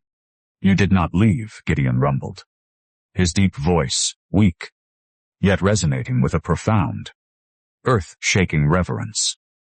Rowena leaned forward, her heart giving a violent, joyful leap against her ribs. She poured a measure of cool water from a tin pitcher into a clean cup, sliding her thick, heavily muscled arm gently behind his broad shoulders to help him sit up. "The northern pass is buried under 10 feet of snow," she murmured. A gentle, raspy attempt at deflection. Moat had nowhere to go. Gideon drank the water slowly. As she lowered him back against the heavy pillows, his massive, heavily veined arm brushed against hers. He paused, his deep-set eyes tracking the immense, powerful lines of her shoulders beneath her torn blouse. He remembered the blinding agony in his ribs, the catastrophic failure of his legs, and the impossible, staggering weight of his own body crashing to the floorboards. He was in the bed. "You carried me," he breathed, an expression of absolute, staggering disbelief washing over his stoic features. A man of his monumental size and incredible muscle density was an immovable object when unconscious. Rowena looked down. A sudden, unfamiliar flush of deep pride warming her dust-covered cheeks. She did not hunch her massive shoulders. She did not try to make herself small. "You were heavy," she whispered, a fragile, deeply earned smile touching the corners of her mouth.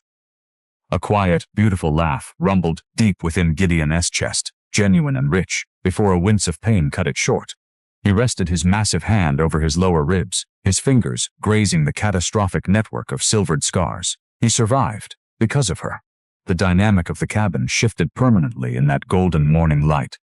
The quiet boundary of rescuer and rescued shattered entirely, replaced by an unbreakable, undeniable partnership of 2 matching giants. Rowena reached into her deep canvas pocket, retrieving the thick leather cuff she had removed during his fever.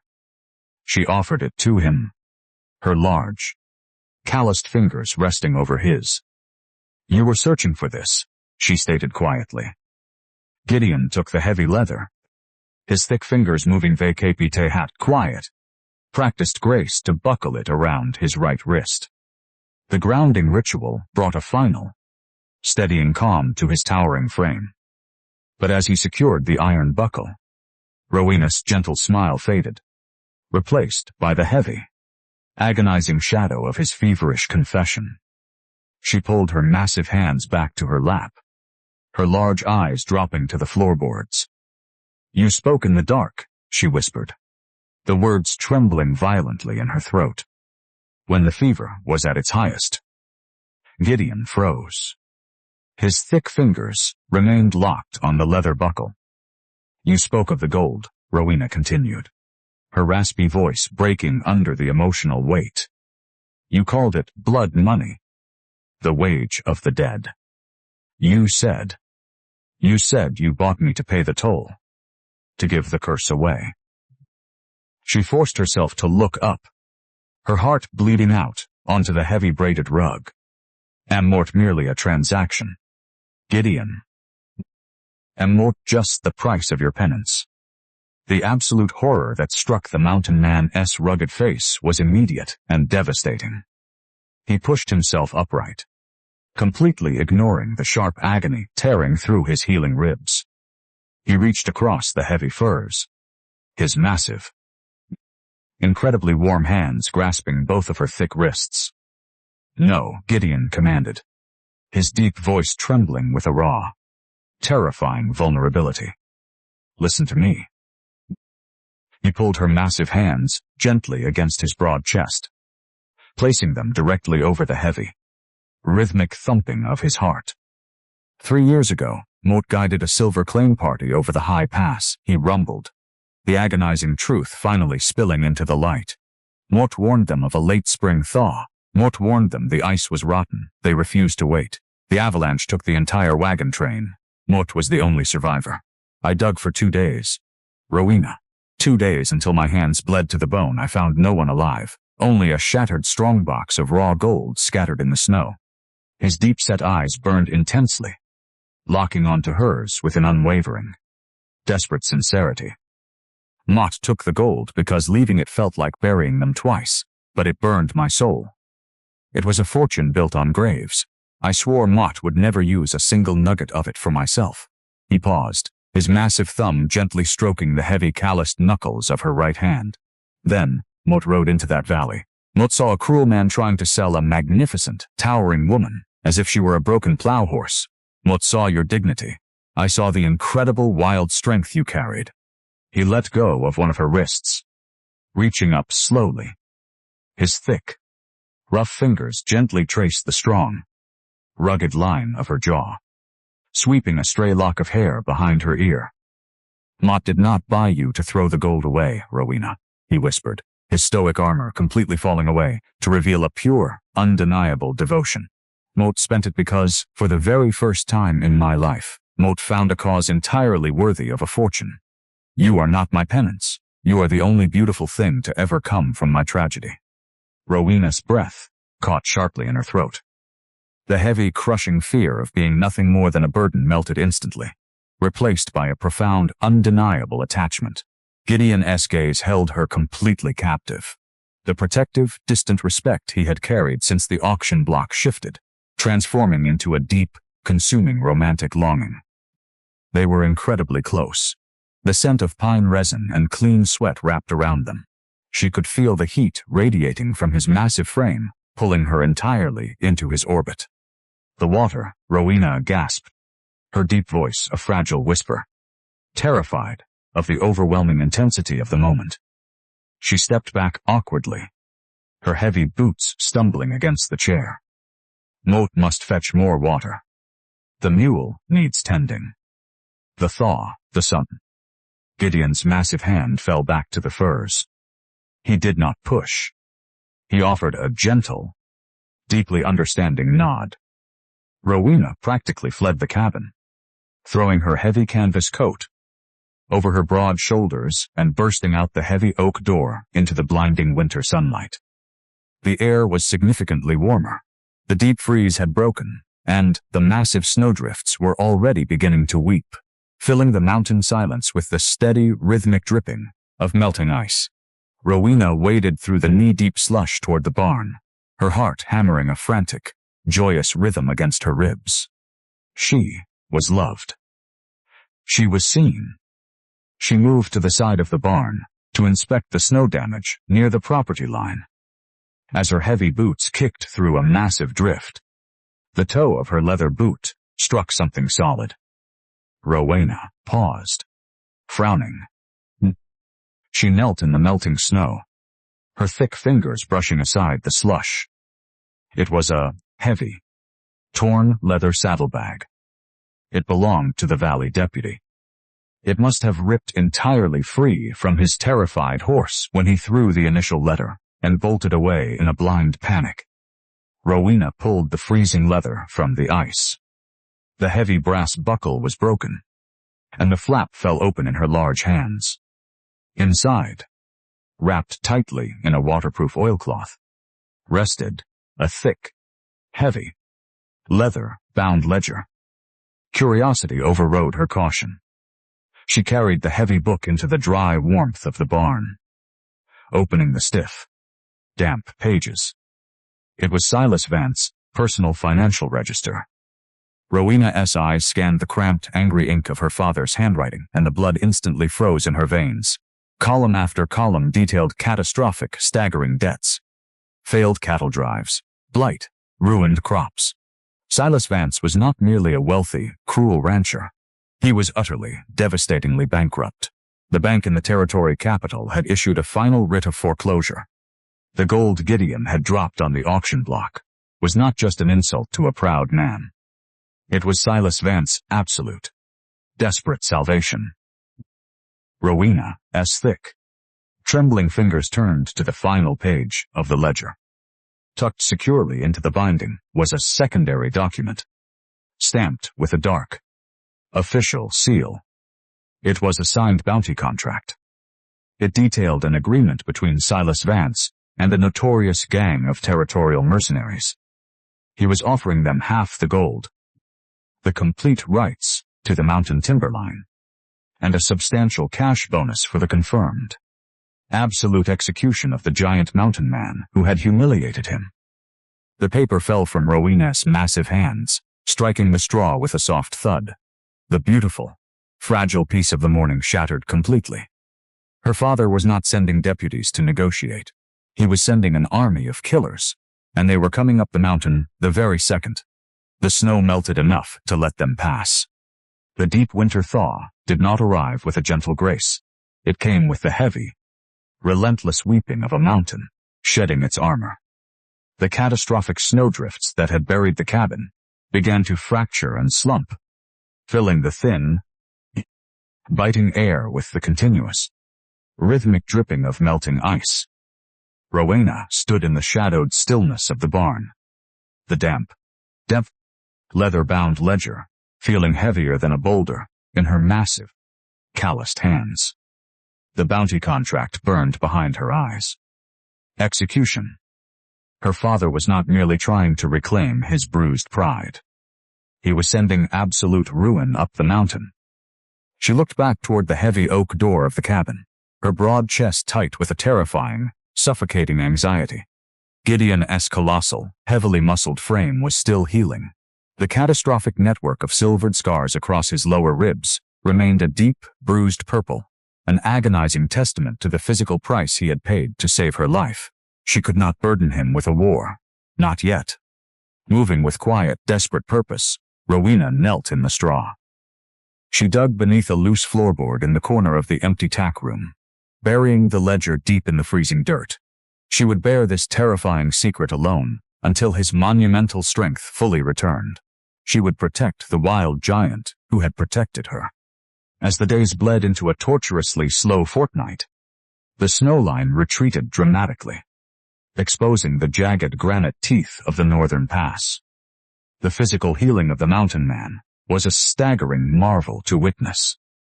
Gideon's towering 6'8" frame seemed to draw vitality directly from the thawing earth. The deadly fever vanished entirely, replaced by the stoic, immovable power that defined his very existence. Yet, as the trail to the free territory emerged from the ice, a new, agonizing sickness settled over the cabin, a profound, suffocating emotional plague of silence and stubborn honor. The agreed-upon time for Rowena's departure had finally arrived. Neither of them spoke of it. The word freedom had become a poison on their tongues, entirely avoided in the quiet domestic rhythm they had built together. They fell into a beautiful, seamless choreography of shared chores. They chopped the remaining firewood side by side. They hauled fresh spring water from the rushing stream together, their massive, heavily veined arms brushing, their towering shoulders carrying the heavy iron buckets in perfect, synchronized harmony. These quiet moments were laced with an intense, unspoken ache. During the crisp golden mornings, Gideon would pour 2 heavy tin mugs of dark, steaming coffee. He would pass one to Rowena, his thick, leather-gloved fingers lingering for a fraction of a second against her rough, calloused knuckles. The heat of his touch sent a violent, beautiful tremor through her powerful frame. She would look up, catching his deep-set eyes completely locked onto her face, burning with a raw, desperate jealousy of the open road that was supposed to take her away. But he never asked her to stay. Gideon was a creature of absolute, unrelenting honor. He believed his deeply scarred soul and violent past made him entirely unworthy of a woman so magnificent. He had purchased her to strip the chain from her neck, to give her the vast, open horizon of her own destiny. To ask her to remain in his isolated, rugged mountain fortress felt, in his stoic mind, like fastening a brand new collar around her throat. He would rather shatter his own heart than trap her out of his own selfish longing. Rowena, in turn, remained entirely paralyzed by the deeply ingrained terror of her youth. Despite his beautiful, feverish confession that she was the only worthy thing his gold had ever bought, the dark shadow of Silas Vance's mockery still whispered in her mind. You are a massive burden. You are a draft horse. She interpreted Gideon's silence as a gentle, polite expectation of her departure. He had saved her, and now he expected the heavy obligation of her massive presence to leave him in peace. And beyond the fear of rejection, the buried ledger pulsed in the dirt of the barn. If she stayed, and the bounty hunters would fall upon this peaceful sanctuary. If she rode north, perhaps she could draw her father's wrath away from the mountain, saving Gideon's life. The cruel, agonizing paradox tore at her spirit. Freedom, Rowena realized in the quiet, firelit hours of the evening, was a terrifying illusion. To walk away from this towering, honorable giant, to leave the profound emotional safety of this heavy timber cabin, was a fate far worse than any physical chain her father had ever forged. A cage without iron bars, built entirely of longing and regret, was still a cage. On the first evening, the northern trail was deemed fully passable. The silence in the cabin became unbearable. Gideon finished his supper, wiping his rugged, heavily bearded face with a rough cloth. He stood from the heavy timber table, his deep-set eyes refusing to meet hers. He reached his massive left hand over his right wrist, his thick fingers grasping the heavy leather cuff. He adjusted it once, twice, the rhythmic grounding motion unusually rigid, betraying the immense, internal storm raging within his broad chest. He threw his thick, shearling-lined canvas coat over his overwhelmingly muscular shoulders. The barn needs mending, Gideon rumbled. The deep, seismic resonance of his voice entirely devoid of its usual warmth. The roof took a beating in the gale. He stepped out into the freezing twilight without looking back, the heavy oak door clicking shut with a terrible finality. For 3 consecutive nights, the giant did not return to the cabin until the fire had completely died, and the pale moon hung high over the jagged peaks. Rowena lay awake in the heavy timber bed, staring at the splintered, ironwood-braced ceiling. From the dark, distant structure of the barn, she listened to the rhythmic, haunting sounds of his labor. It was not the heavy, destructive sound of structural repair. It was the sharp, precise scrape of a drawknife. It was the repetitive, rhythmic sanding of wood. The night wind carried the faint, sharp scent of boiled linseed oil, shaved white ash, and melting beeswax across the frozen yard. She squeezed her large eyes shut, a single, hot tear tracking into her hairline. He was working himself to the bone, ignoring the lingering pain in his healing ribs, preparing something in the absolute, isolating dark. On the morning of the 4th day, the sun crested the granite spires, washing the alpine valley in a brilliant, blinding, golden light. Rowena pushed open the heavy oak door of the cabin, her thick, powerful hands pulling her heavy canvas coat tight around her broad chest. The air was perfectly still, devoid of the biting winter wind, completely saturated with the smell of wet earth and pine resin. She stopped perfectly still on the heavy wooden porch. Gideon was standing in the center of the muddy, snow-patched yard. His massive 6-foot was covered in a fine layer of pale wood dust. His torn flannel shirt stained kept hot sweat and oil. He looked utterly, devastatingly exhausted, his deep-set eyes shadowed by 3 sleepless nights of relentless labor. Resting in the slush directly in front of him was a masterpiece. It was a large, beautifully crafted traveling sled. It was not a rough utilitarian frontier drag. It was a work of profound, meticulous, agonizing artistry, built entirely from pale, steam-bent white ash. The runners were heavily reinforced with polished iron, to glide effortlessly over the rotten, treacherous spring ice. The interior was remarkably spacious, designed with absolute, heartbreaking precision to comfortably accommodate a woman of her towering, 6'5" frame. The heavy, neat, polished wood glowed beneath a thick coat of weatherproofing oil. The seat was entirely lined with the softest, thickest winter furs he possessed. Every joint was beautifully dovetailed, completely devoid of heavy, ugly iron nails. It was a vessel built for a queen. Rowena's breath completely vanished from her lungs.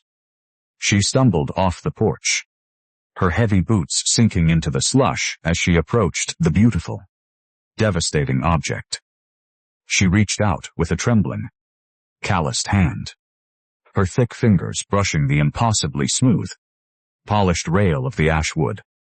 The sheer, overwhelming care poured into the craftsmanship was undeniable. It was a physical manifestation of an absolute, pure devotion. And it was completely, undeniably designed to take her away forever. Rowena looked up from the pale wood, her large eyes swimming with unshed tears, meeting the exhausted, heartbroken gaze of the giant who had built it. The ice on the northern pass is completely rotten beneath the crust, Gideon rasped, his deep voice cracking, completely hollowed out by the immense sacrifice he was forcing himself to make. The roan mare will break her leg in the drifts. You cannot ride. He stepped back, his massive hands falling uselessly to his sides, an immovable mountain, finally crumbling under the weight of his own absolute honor. You take the sled, he whispered, a terrifying, quiet finality echoing across the thawing valley. It will bear your weight safely to the free territory.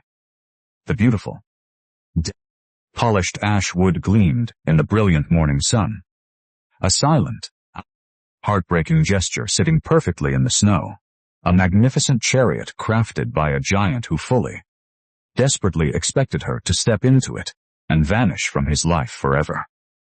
The beautifully polished ash wood gleamed in the brilliant morning sun, an agonizing testament to a love too profound to be spoken aloud. Rowena stared at the magnificent traveling sled, her large, calloused fingers hovering inches above the flawless, oiled rail. The profound tragedy of the moment crushed the remaining breath from her lungs. This wild, towering giant had sacrificed his own physical recovery, working himself into absolute exhaustion in the freezing dark, solely to ensure she could leave him safely. She looked up, her vision blurring the captivity, hot, unspent tears. Gideon stood utterly rigid in the melting slush, his massive chest rising and falling beneath his sweat-stained flannel. He was waiting for her to accept the gift. He was waiting for her to step into the furs and vanish over the horizon, entirely convinced that his scarred, violent life was an unworthy cage for her magnificent spirit. Rowena opened her mouth, the raspy rumble of her voice catching in her tight throat, fully intending to shatter his noble assumption and refuse the sled. A sharp, deafening crack violently fractured the silent mountain air. A heavy lead slug slammed into the beautifully crafted traveling sled with catastrophic force. The meticulously steam-bent white ash exploded, spraying jagged, oiled splinters across the frozen yard, and completely obliterating the flawless dovetail joint Gideon had spent the entire night carving. The illusion of peace shattered instantly. Gideon did not flinch. He did not cry out. The exhausted, heartbroken man vanished in a fraction of a second, completely replaced by the terrifying, immovable mountain protector. He lunged forward, his colossal 6'8" frame, crossing the slush in a single explosive stride. He grabbed Rowena's thick shoulder, his massive, calloused hand anchoring her, as he threw his overwhelmingly heavy body directly in front of hers, shielding her completely from the tree line. "Move," Gideon bellowed, his deep voice an earth-shattering roar of absolute command. He shoved her violently backward toward the heavy timber porch. Rowena stumbled, her heavy leather boots slipping in the mud. But her immense strength kept her upright. She threw her towering frame through the heavy oak doorway, Gideon completely shadowing her back, covering her retreat, until they were both inside. He slammed the heavy door shut, instantly dropping the massive ironwood crossbar into the heavy iron brackets with a deafening clang. Another rifle shot rang out.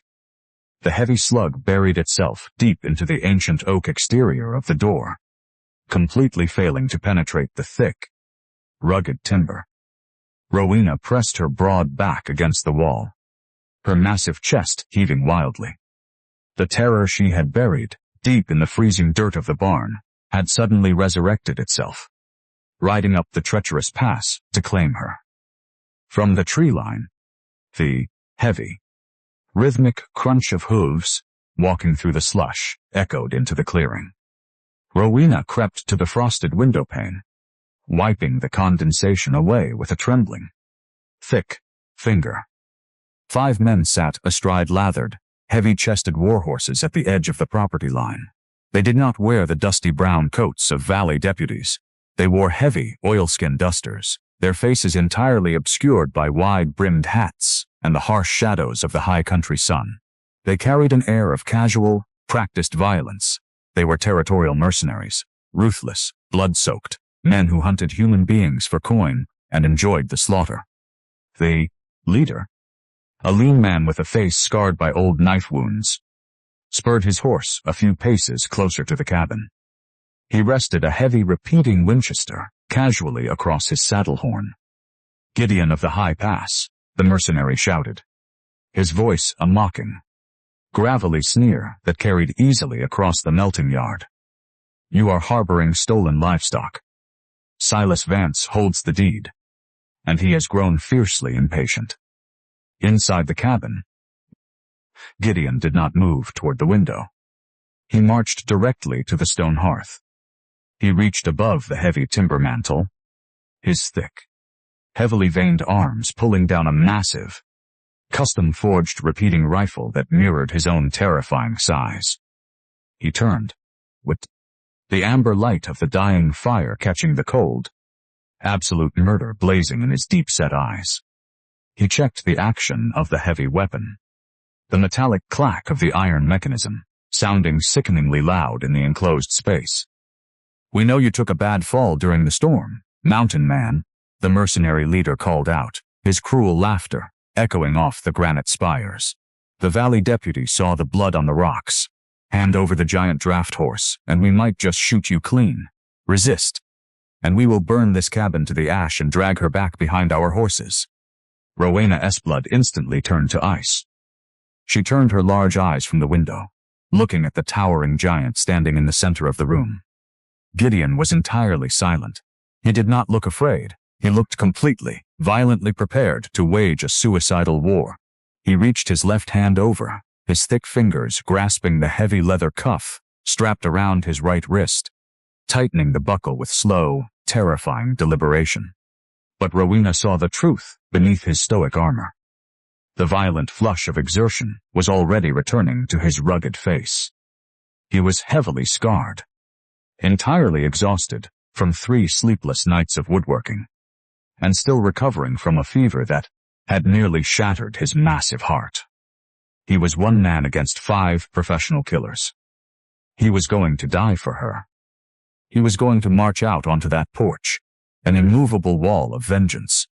And he was going to lay down his life to ensure no man ever put a chain around her neck again. The secret ledger buried in the barn had promised a fortune for his execution. The mercenaries were not here to negotiate. They were here to harvest his head. "Gideon," Rowena whispered, the deep, raspy rumble of her voice trembling with an agonizing realization. He looked up from the heavy rifle, his deep-set eyes softening just a fraction as they found her towering, terrified frame. "Stay away from the glass," Gideon commanded softly, his voice a low, vibrating hum of absolute protection. "Stay low to the floorboards. Mort will not let them cross the threshold." He reached into the heavy, wooden cupboard, pulling out a handful of heavy brass cartridges, shoving them deep into the canvas pockets of his coat. He was turning himself into a fortress. The crushing weight of her entire life crashed down upon Rowena's broad shoulders. For 25 years, her immense, terrifying size had been nothing but a curse. It had brought her mockery, brutal labor, and isolation. And now, it had brought death to the only sanctuary she had ever known. She had finally found a man who looked at her raw, overwhelming physical power and saw profound beauty. She had finally found a home. She absolutely refused to let her cursed existence be the reason this honorable giant bled out into the mountain slush. She was a massive, capable woman. She possessed the strength of 10 men. She was not a fragile damsel waiting to be violently defended in a dark room. As Gideon turned his broad back to check the iron hinges of the rear window, Rowena made the heaviest, most agonizing choice of her life. She moved with completely silent, breathtaking speed. She closed the distance to the heavy oak door in 2 massive strides. She did not hesitate. Reaching out with her thick, calloused hands, she grasped the heavy ironwood crossbar. The immense weight of the timber would have required 2 average men to lift, but her incredibly dense, heavily muscled arms surged with protective adrenaline. She hoisted the crossbar completely out of the iron brackets, lowering it to the floorboards without a single sound. The sharp metallic click of the iron latch releasing echoed in the silent cabin. Gideon spun around, the heavy rifle jerking upward, his deep-set eyes widening in absolute, sudden horror. "Rowena." "No," he bellowed, his deep voice cracking with raw, unadulterated panic. He lunged across the heavy floorboards, reaching out with his massive, desperate hand to stop her. He was too late. Rowena pulled the heavy oak door wide open. The blinding sunlight of the thawing mountain washed over her towering 6'5" frame. She did not hunch her broad shoulders. She did not cower. Embracing the absolute totality of her immense wild size, she stepped cleanly out of the protective shadow of the cabin and directly onto the heavy timber porch. She stood fully exposed in the open air, an undeniable giant, raising her thick, empty hands toward the 5 armed killers waiting in the slush.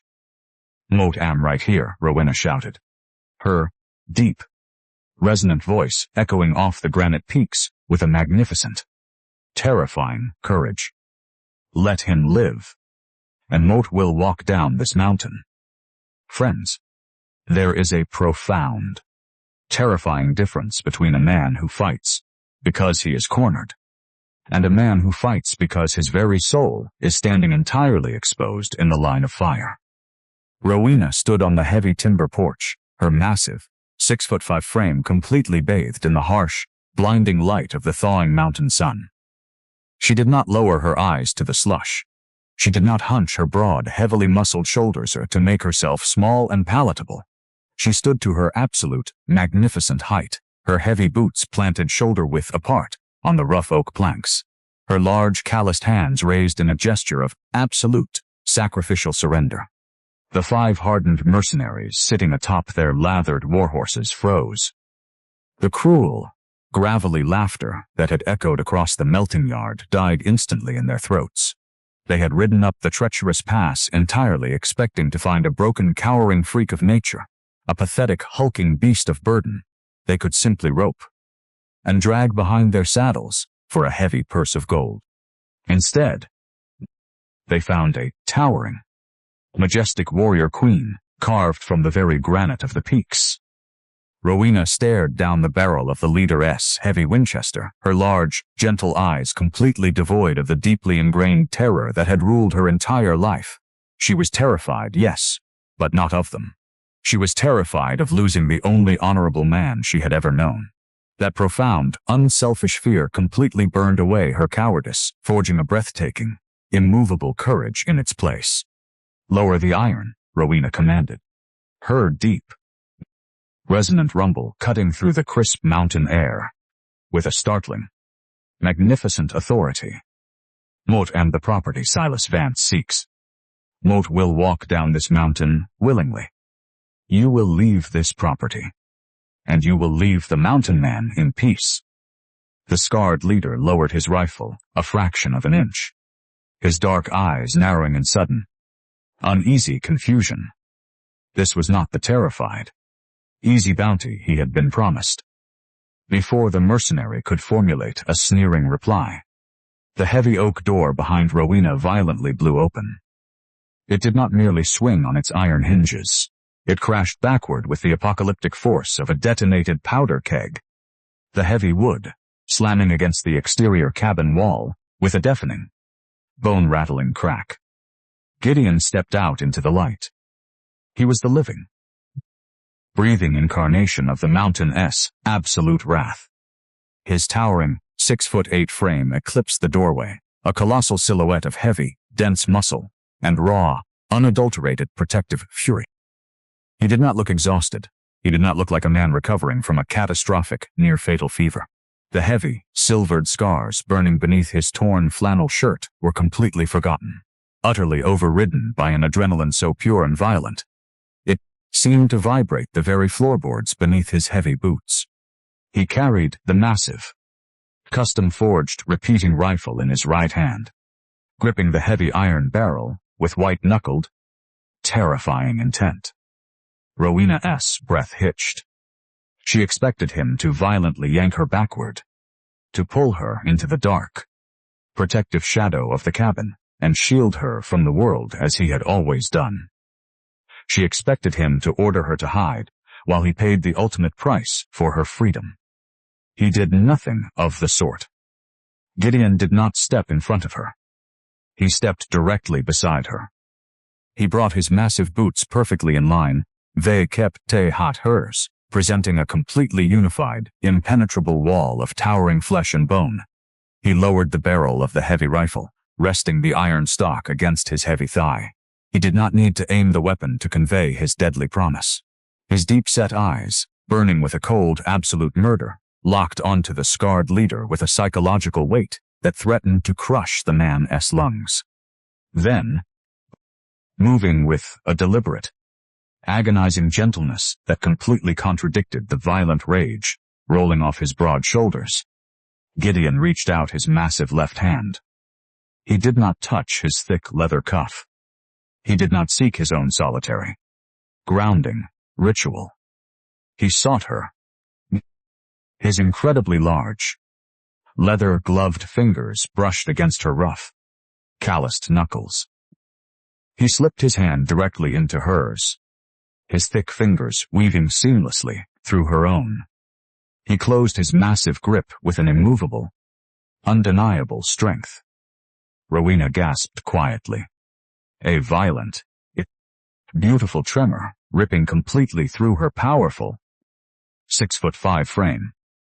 In that single profound point of physical contact, every remaining emotional wall between them violently shattered into 1,000 pieces of unrecoverable dust. The agonizing misunderstandings, the heavy, suffocating silence of the past 2 weeks, the terrified belief that she was merely a purchased burden, all of it was instantly incinerated by the absolute, scorching heat of his grip. He was not pushing her away. He was refusing, utterly and completely, to let her stand in the line of fire alone. He did not view her as property to be surrendered, or a delicate flower to be hidden in a dark box. He viewed her as his equal, his partner, the other monumental half of his very soul. By locking his massive hand in hers, in full view of the men who sought to destroy them, he was making a silent, unshakable declaration to the universe. We are one. You do not take her without taking me. And, to take me, you will have to burn this entire mountain to the bedrock. The sheer, overwhelming psychological impact of the two giants, standing shoulder to shoulder on the heavy timber porch, was devastating. The 5 warhorses danced nervously in the melting slush, tossing their heavy heads and snorting in sudden panic. Animals possess an innate, primal instinct for apex predators, and the colossal, unified force radiating from the porch triggered every alarm bell in their blood. The scarred leader gripped his reins tightly, his bravado rapidly crumbling beneath the terrifying, absolute silence of the mountain man. He looked at the heavy, custom-forged repeating rifle resting against Gideon's leg. He looked at the immense, raw physical power layered across Rowena's broad shoulders. They were 5 armed men. But they were looking at 2 forces of nature, who were entirely, utterly unafraid of death. She surrendered, the mercenary leader spat, though his gravelly voice carried a sudden, undeniable tremor of hesitation. She offered herself. Turn her over, Gideon. You don't have to die for Silas Vance's draft horse. Gideon's massive grip tightened around Rowena's hand. his heavy thumb pressing a fierce, protective rhythm into the back of her knuckles. "She is not a draft horse," Gideon rumbled. His deep voice did not shout. It did not need to. The low, seismic resonance vibrated across the melting snowdrifts, carrying an absolute, terrifying certainty that chilled the blood of every man in the yard. "She is my equal," Gideon continued, his burning, deep-set eyes boring a hole entirely through the leaderess' scarred face. "She is the heart of this mountain, and if a single one of you unchambers around, Mot will not simply kill you. Mot will harvest your souls, and Mot will leave your bodies for the wolves to drag back to the valley." The absolute conviction in his tone was paralyzing. This was not a bluff. It was a guaranteed, violent prophecies. A heavy, suffocating silence fell over the thawing alpine valley. The only sound was the continuous, rhythmic dripping of the melting ice falling from the dark timber eaves. The mercenary leader swallowed hard, the sharp movement of his throat completely visible above his heavy oilskin collar. He was a killer, a man who hunted for coin, but he was not a martyr. He did a rapid, brutal calculation in his mind. He might manage to put a slug into the giant's massive chest, but before the mountain man fell, that custom rifle would tear him and his men completely apart. Slowly, deliberately, the leader lowered the hammer of his Winchester. He yanked his reins violently to the side, turning his lathered warhorse away from the property line. "Hold your fire," the leader barked to his nervous men, gesturing sharply toward the treacherous, winding trail that led back to the lower valley. "Pull back." The four mercenaries immediately lowered their weapons, an undeniable wave of profound relief washing over their hardened faces. They spurred their horses, tearing the melting earth beneath their hooves, as they scrambled backward toward the dark timberline. Rowena let out a long, shuddering breath, her massive shoulders dropping a fraction of an inch as the immediate threat dissolved. She squeezed Gideon's incredibly warm hand, a profound, soaring joy blooming in the center of her chest. They had won. Their unbreakable unity had completely shattered the cruelty of the valley. The scarred leader paused at the very edge of the tree line. He turned his horse back one final time, a vicious, desperate sneer, twisting his features as he sought to salvage a shred of his ruined pride. "You think you've won the war, mountain man?" the mercenary shouted, his voice a nasty, echoing rasp. "We were just the scouts. Silas Vance is in the lower valley right now. He brought the bank's coin, and he brought a true army. 20 armed men, Gideon. 20 rifles riding up this pass by nightfall." The leader spurred his horse, vanishing violently into the shadows of the ancient pines. The terrifying echo of his promise lingered in the thin mountain air, completely extinguishing the fragile, beautiful joy in Rowena's heart, replacing it with the horrific, undeniable certainty that the final, bloody apocalypse was only hours away. The terrifying echo of the mercenary's promise lingered in the thin mountain air, completely extinguishing the fragile, beautiful joy in Rowena's heart. 20 armed men. The words hung like a dark, suffocating shroud over the thawing alpine valley. Gideon's incredibly warm, massive hand slowly slipped from hers. The physical separation felt like a violent tear in the fabric of the universe. Rowena immediately missed the absolute, scorching heat of his grip. She turned her large eyes to look at him, expecting the unified, immovable mountain to remain beside her. Instead, the stoic giant was already moving.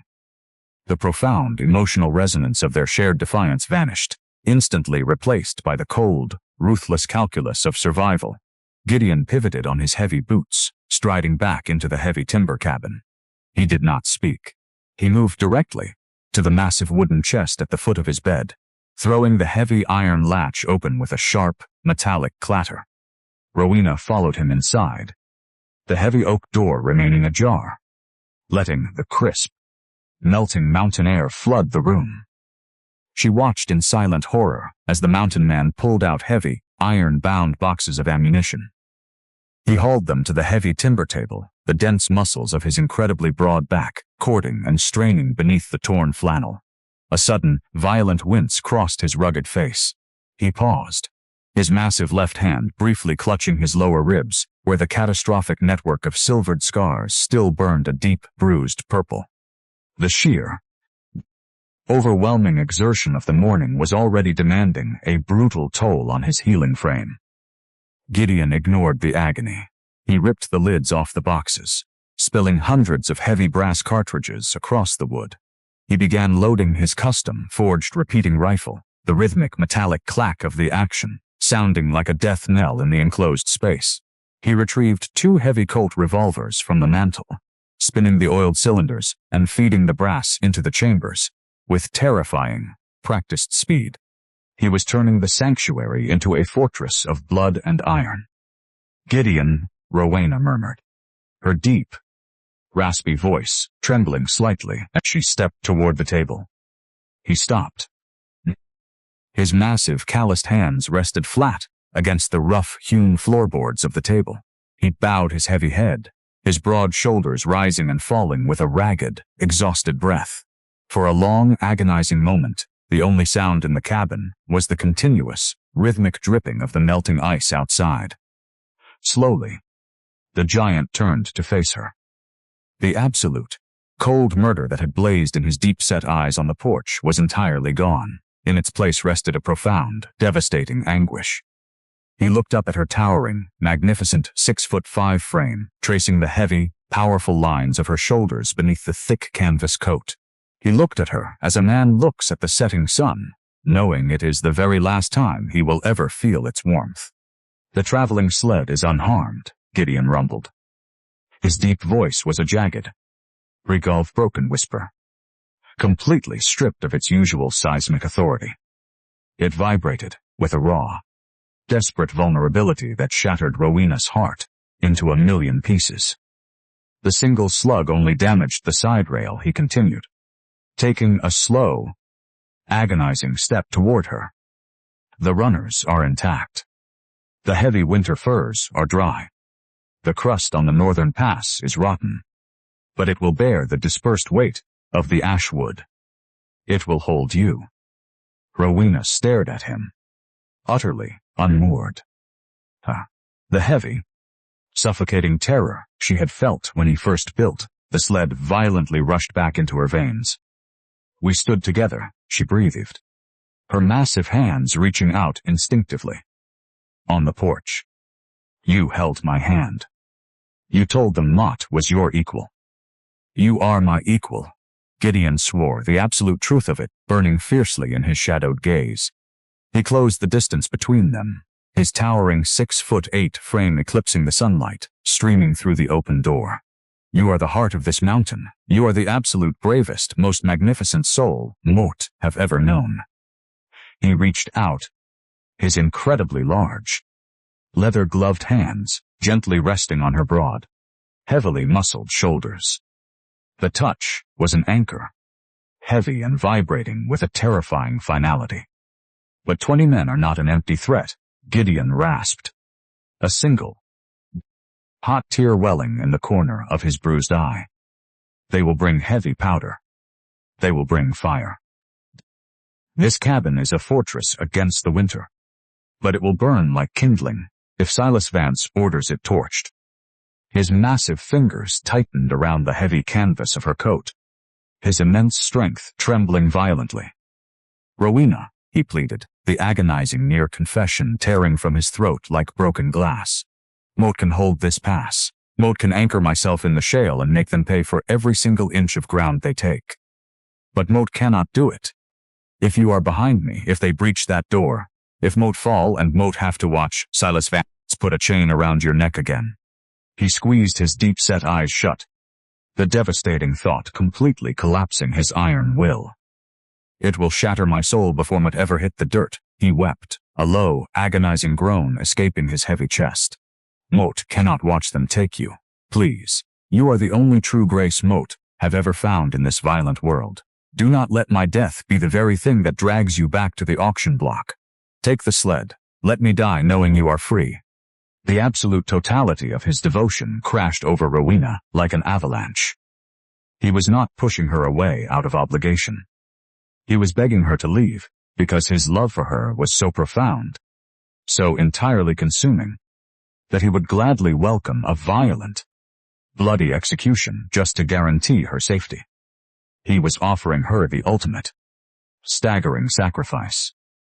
Rowena looked deeply into his rugged, tear-stained face. She felt the heavy, frantic thrumming of his heart radiating through his thick forearms. For 25 years, she had been defined by the burdens forced upon her. She had carried the cruel expectations of a father who despised her. She had carried the mockery of a world that feared her size. But standing in the amber glow of the mountain cabin, facing the agonizing choice between a safe, isolated freedom and a deadly, terrifying belonging, Rowena finally understood the true nature of her own monumental strength. Strength was not merely lifting heavy timber. Strength was having the absolute courage to choose exactly where you belong, even when it meant facing the fire. She reached up, her thick, calloused fingers gently wiping the tear from Gideon's weathered cheek. She did not argue. She did not offer a tearful farewell. She turned away from his massive hands, stepping away from his towering warmth. Rowena walked out the open oak door, her heavy leather boots stepping off the timber porch and sinking deeply into the melting slush of the yard. Gideon followed her to the threshold, his broad chest heaving. He leaned heavily against the doorframe, gripping the rough wood with white-knuckled intensity. He watched her wade toward the beautifully crafted, steam-bent white ash sled. His heart broke completely, a crushing, suffocating agony tearing through his healing ribs as he watched the magnificent woman prepare to vanish from his life forever. Rowena reached the sled. She looked down at the soft winter furs, the flawless dovetail joints, and the polished iron runners. It was a chariot of absolute safety. It was the wide, open horizon. She walked right past it. Gideon frowned, his deep-set eyes entirely confused as he watched her step toward the massive pile of split oak near the tree line. Resting atop the heavy chopping block was the massive, double-bitted iron-splitting axe. Rowena gripped the thick hickory handle. She pulled the heavy tool free with a single, effortless jerk. She turned around, the blinding high country sun illuminating her towering 6'5" frame. She walked back toward the center of the yard, the heavy iron axe resting easily against her heavily muscled thigh. She stopped directly in front of the magnificent ash wood sled.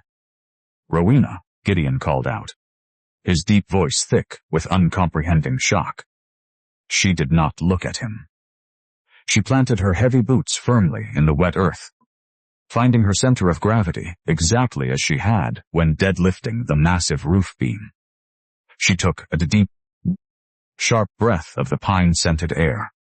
She raised the heavy iron axe high above her broad shoulders. With a fierce, resonant cry of absolute defiance, Rowena brought the deadly weapon down with devastating, cataclysmic velocity. The heavy iron blade struck the center of the beautifully polished white ash. The impact sounded like a cannon shot. The meticulous, flawless wood exploded instantly, a violent shower of oiled splinters and fractured timber erupting into the air. She did not stop.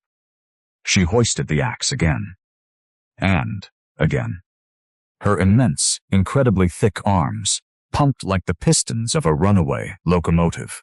She unleashed every solitary ounce of her monumental physical power upon the object of her escape. She shattered the iron runners. She obliterated the delicate dovetail joints.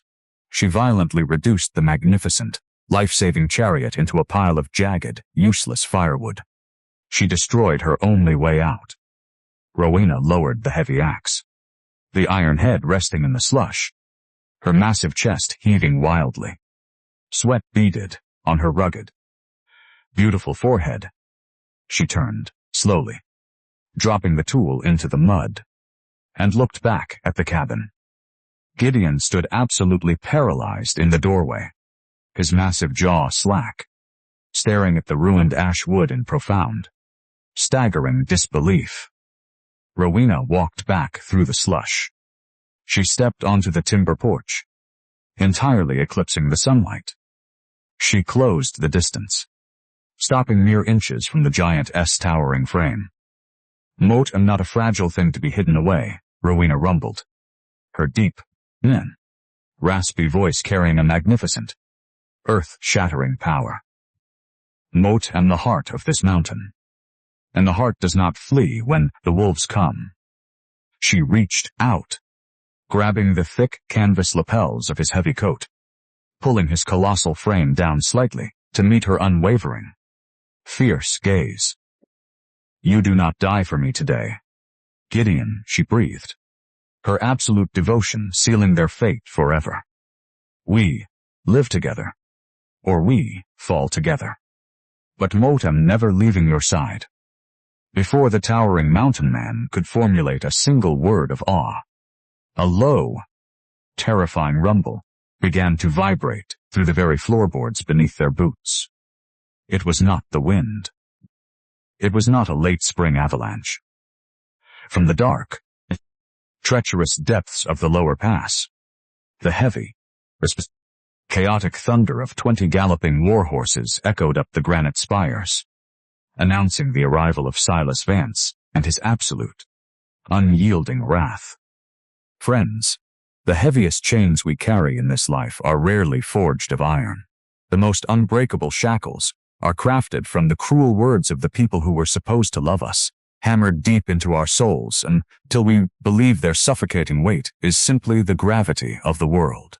But there comes a singular, defining moment when the heart realizes it is stronger than the steel.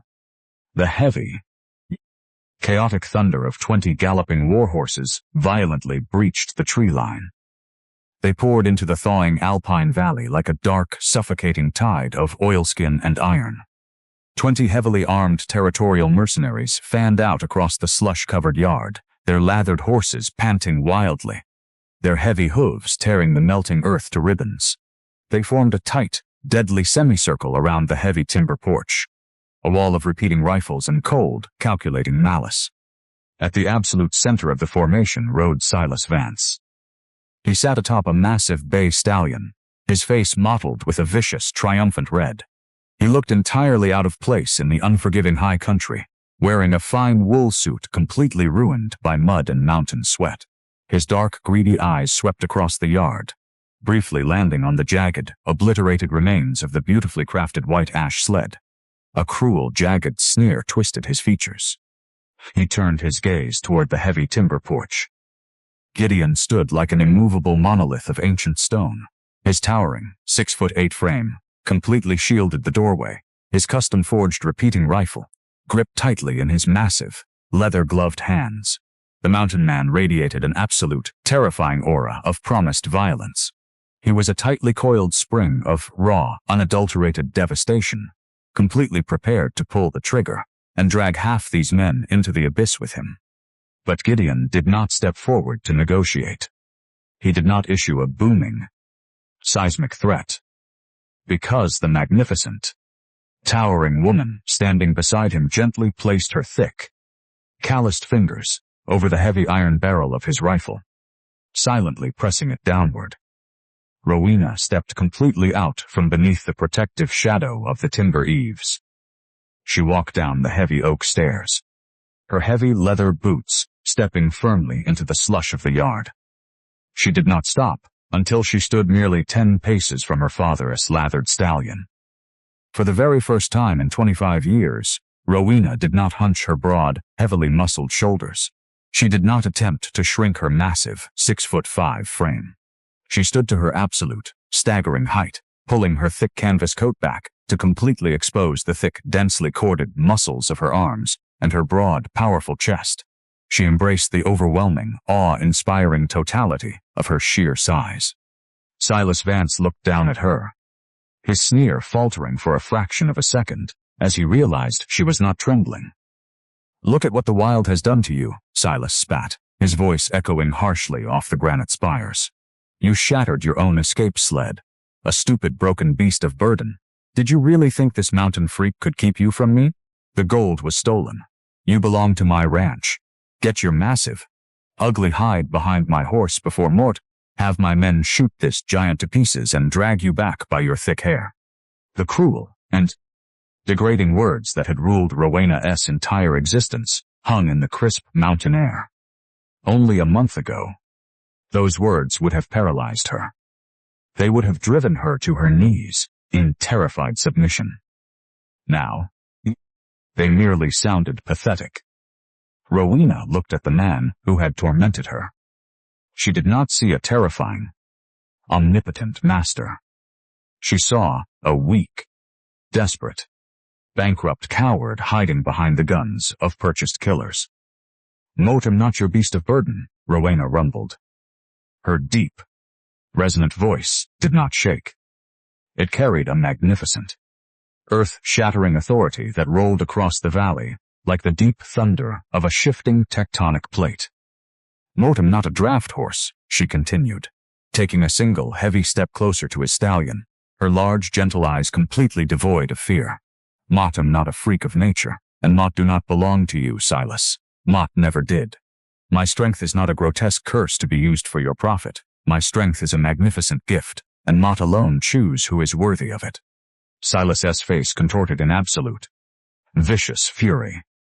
He yanked his reins, his horse dancing nervously. "You dare speak to me like that?" Silas bellowed, spittle flying from his lips. He turned wildly to the scarred mercenary leader sitting beside him. "Shoot the mountain man. Shoot him now. Burn the cabin and put her in irons." The 20 armed men shifted nervously in their saddles. Thumbs hovered over the heavy hammers of their rifles. The tension in the yard spiked to a catastrophic, suffocating level. Gideon's massive muscles coiled. He prepared to unleash absolute hell.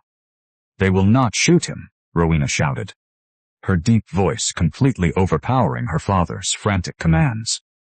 She turned her fierce, unwavering gaze directly toward the scarred mercenary leader. "Because Silas Vance cannot pay you." The scarred leader froze, his thumb slipping completely off his Winchester S-hammer. He frowned, his dark, calculating eyes locking onto the towering woman. "Shut your mouth," Silas screamed, raw panic suddenly tearing through his bravado. "Do not listen to this monstrous idiot. The gold is completely gone." Rowena interrupted, her massive hands forming powerful, heavy fists at her sides. "Mort found the deputy's torn saddlebag in the snowdrifts. Mort read the ledger. Silas Vance is entirely, devastatingly bankrupt. The Territory Bank has already issued the final writ of foreclosure on his lands. The gold he paid you in advance from was his absolute last breath. If you draw your weapons today, you will be fighting a suicidal war against 2 mountain giants for a dead man's empty promise." A heavy, absolute silence crashed over the 20 riders. The scarred leader slowly turned his head, his cold, reptilian eyes fixing completely on Silas Vance. Silas was trembling. The sudden, terrifying exposure of his absolute ruin stripped away every ounce of his purchased authority. He opened his mouth, stammering wildly, attempting to forge a desperate lie. It was entirely too late. Mercenaries dealt in blood and coin. Without the absolute guarantee of the latter, they would entirely refuse to bleed. They looked at the towering, immovable force of Gideon on the porch, his massive custom rifle ready to tear them in half. They looked at the breathtaking, fearless warrior queen standing in the slush, completely unafraid of their iron. The math was brutal, immediate, sober, and undeniable. The scarred leader gave a sharp, disgusted shake of his head. He lowered his rifle, sliding it smoothly back into his leather scabbard. "The contract is void." "Vance," the leader growled, his gravelly voice dripping with utter contempt. "Fight your own bloody war." The leader pulled hard on his reins. turning his lathered warhorse away from the cabin. With a series of sharp whistles and short commands, the remaining 19 mercenaries lowered their weapons. They turned in unison, spurring their heavy horses back toward the dark timberline, utterly abandoning the ruined rancher in the melting snow. Silas Vance was completely alone. He sat frozen on his bay stallion, entirely surrounded by the suffocating silence of the high country. His army was gone. His wealth was gone. His absolute control over the massive daughter he had abused for 25 years was entirely shattered. Rowena stared up at him. She felt no anger. She felt no desire for vengeance. Looking at his pathetic, trembling form, she felt only a profound, liberating pity. "Go back to the valley." "Silas," Rowena murmured, her deep voice completely steady. "There is nothing left for you on this mountain." Silas Vance stared down at the towering, magnificent woman he had tried so desperately to break. He recognized the absolute, unyielding finality in her gentle eyes. He had entirely lost. His pride, twisted and violently bruised, demanded one final, venomous strike. "You are no daughter of mine," Silas spat, his voice a pathetic, trembling rasp of pure hatred. "You are dead to me. May you rot in this freezing rock with that wild beast." Rowena did not flinch. She stood perfectly tall, her broad shoulders completely relaxed. "Mote have already survived the rot," she answered quietly. "Mote am finally alive." Silas viciously spurred his stallion. The heavy horse tore through the slush, galloping wildly toward the treacherous northern pass, fleeing the mountain in absolute, humiliating defeat.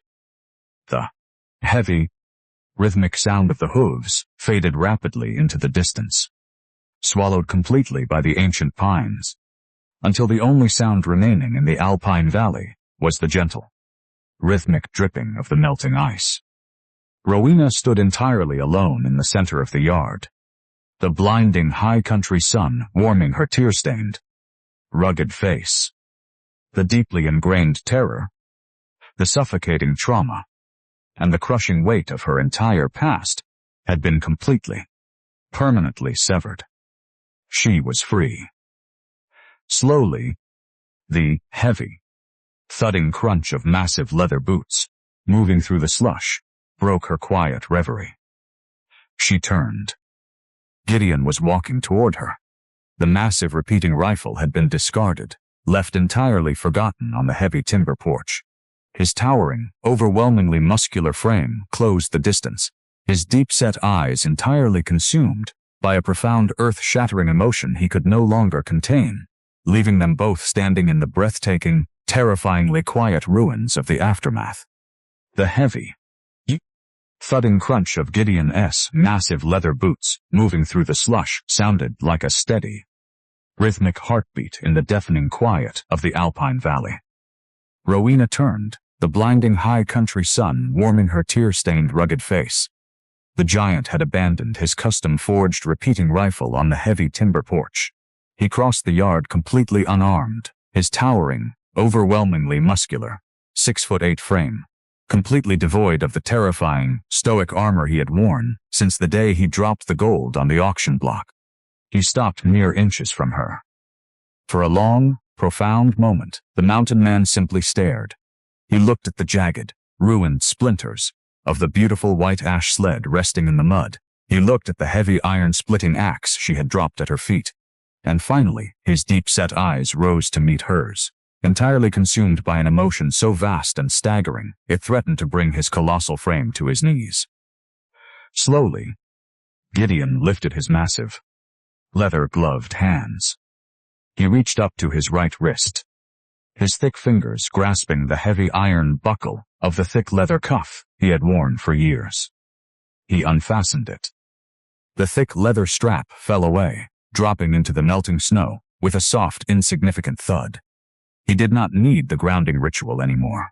The heavy, agonizing ghosts of his past, the suffocating guilt of the gold, and the isolating walls of his grief had been completely shattered by the magnificent, fearless woman standing before him.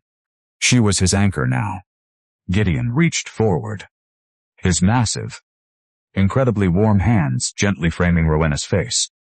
His heavy thumbs brushed away the damp traces of her tears, tracing the strong, beautiful line of her jaw with an agonizing reverence. Silas Vance stood in that livestock pavilion and swore to the territory that no man would ever marry a giant, Gideon whispered, his deep, resonant voice trembling with raw, undeniable devotion. Rowena's breath hitched, a fragile tremor passing through her heavy shoulders at the painful memory. But Gideon's immense thumbs pressed gently against her cheeks, refusing to let the cruel echo wound her ever again. He was entirely correct. Gideon swore, the shadowed depths of his eyes burning with absolute, unwavering truth. Because a woman of your monumental grace, a woman possessing et uze hat magnificent strength and breathtaking courage, was never meant for the fragile, cruel men of the valley. You were meant for the mountain. A profound, staggering wave of emotional catharsis violently crashed through Rowena's soul. The absolute totality of her 25 years of suffering, the degrading insults, the brutal labor, and the deeply ingrained terror of being fundamentally unlovable, completely dissolved beneath the scorching heat of his touch. Mort thought. Mort was a monster, Rowena wept, her deep, raspy voice cracking as the very last of her heavy armor fell away. She lifted her incredibly large, heavily muscled hands, wrapping her thick fingers tightly around his thick wrists. Ma thought my size was a curse, meant to keep me entirely alone in the dark. Your size is the most beautiful thing God ever carved from the earth, Gideon rumbled, pulling her towering 6'5" frame gently against his broad chest. You are not a curse, Rowena. You are my absolute salvation. You took a haunted, dying man and gave him the entire world. He bowed his heavy head, his rugged, heavily bearded face pressing into the crook of her strong neck. Stay with me, the giant pleaded, the words a beautiful, desperate vow echoing in the crisp air. Let me spend the rest of my days honoring the strength you carry. Be the heart of this mountain. Be my wife. Rowena closed her eyes, the bright morning sun completely overwhelmed by the brilliant, soaring joy exploding within her chest. She did not hunch her broad shoulders. She did not hide her heavily corded arms. She wrapped her massive frame entirely around his, her immense physical power matching his exactly, creating an unbreakable, unified force of nature. Motem never leaving your side, she breathed, burying her face against the thick collar of his canvas coat. Mortem exactly where I belong. Gideon lifted his head, his deep-set eyes shining with a profound, unadulterated peace. He leaned down, capturing her lips in a slow, deeply earned kiss. It was not a fragile, delicate thing. It was a kiss of absolute parity. Two towering giants, forged in the fires of survival and sorrow, finally claiming the profound, emotional sanctuary they had bled to build. The scent of pine resin, melting ice, and clean mountain sweat wrapped around them, completely sealing their beautiful fate. 5 years later, the heavy timber cabin tucked against the granite spires no longer resembled a lonely fortress built for a solitary exile. It had blossomed into a sprawling, magnificent homestead. The violent winter storms still raged across the high pass, but the heavy oak doors now opened to a sanctuary of absolute warmth, ringing with the deep, resonant laughter of a life fully lived. The heavy, punishing labor of survival had transformed into the deeply rewarding rhythm of a shared dominion. Gideon and Rowena ran a vital way station for the brave families crossing into the free territory. The travelers who reached the timberline did not look upon the towering, heavily muscled couple they kept, ite hot fear or mockery. They looked upon them with staggering awe and profound gratitude, knowing that the two giants who ruled the Alpine Valley were the fiercest, kindest protectors on the frontier. The catastrophic network of scars across Gideon's ribs had long since faded to pale silver, the agonizing ghosts of his past entirely banished by the radiant, unwavering light of his wife. He no longer spent his nights staring blankly into the hearth. He spent them exactly where he belonged. As the golden twilight bled across the summer valley, Rowena sat on the heavy timber porch, her massive, incredibly strong fingers carefully carving a small wooden toy from a block of white ash.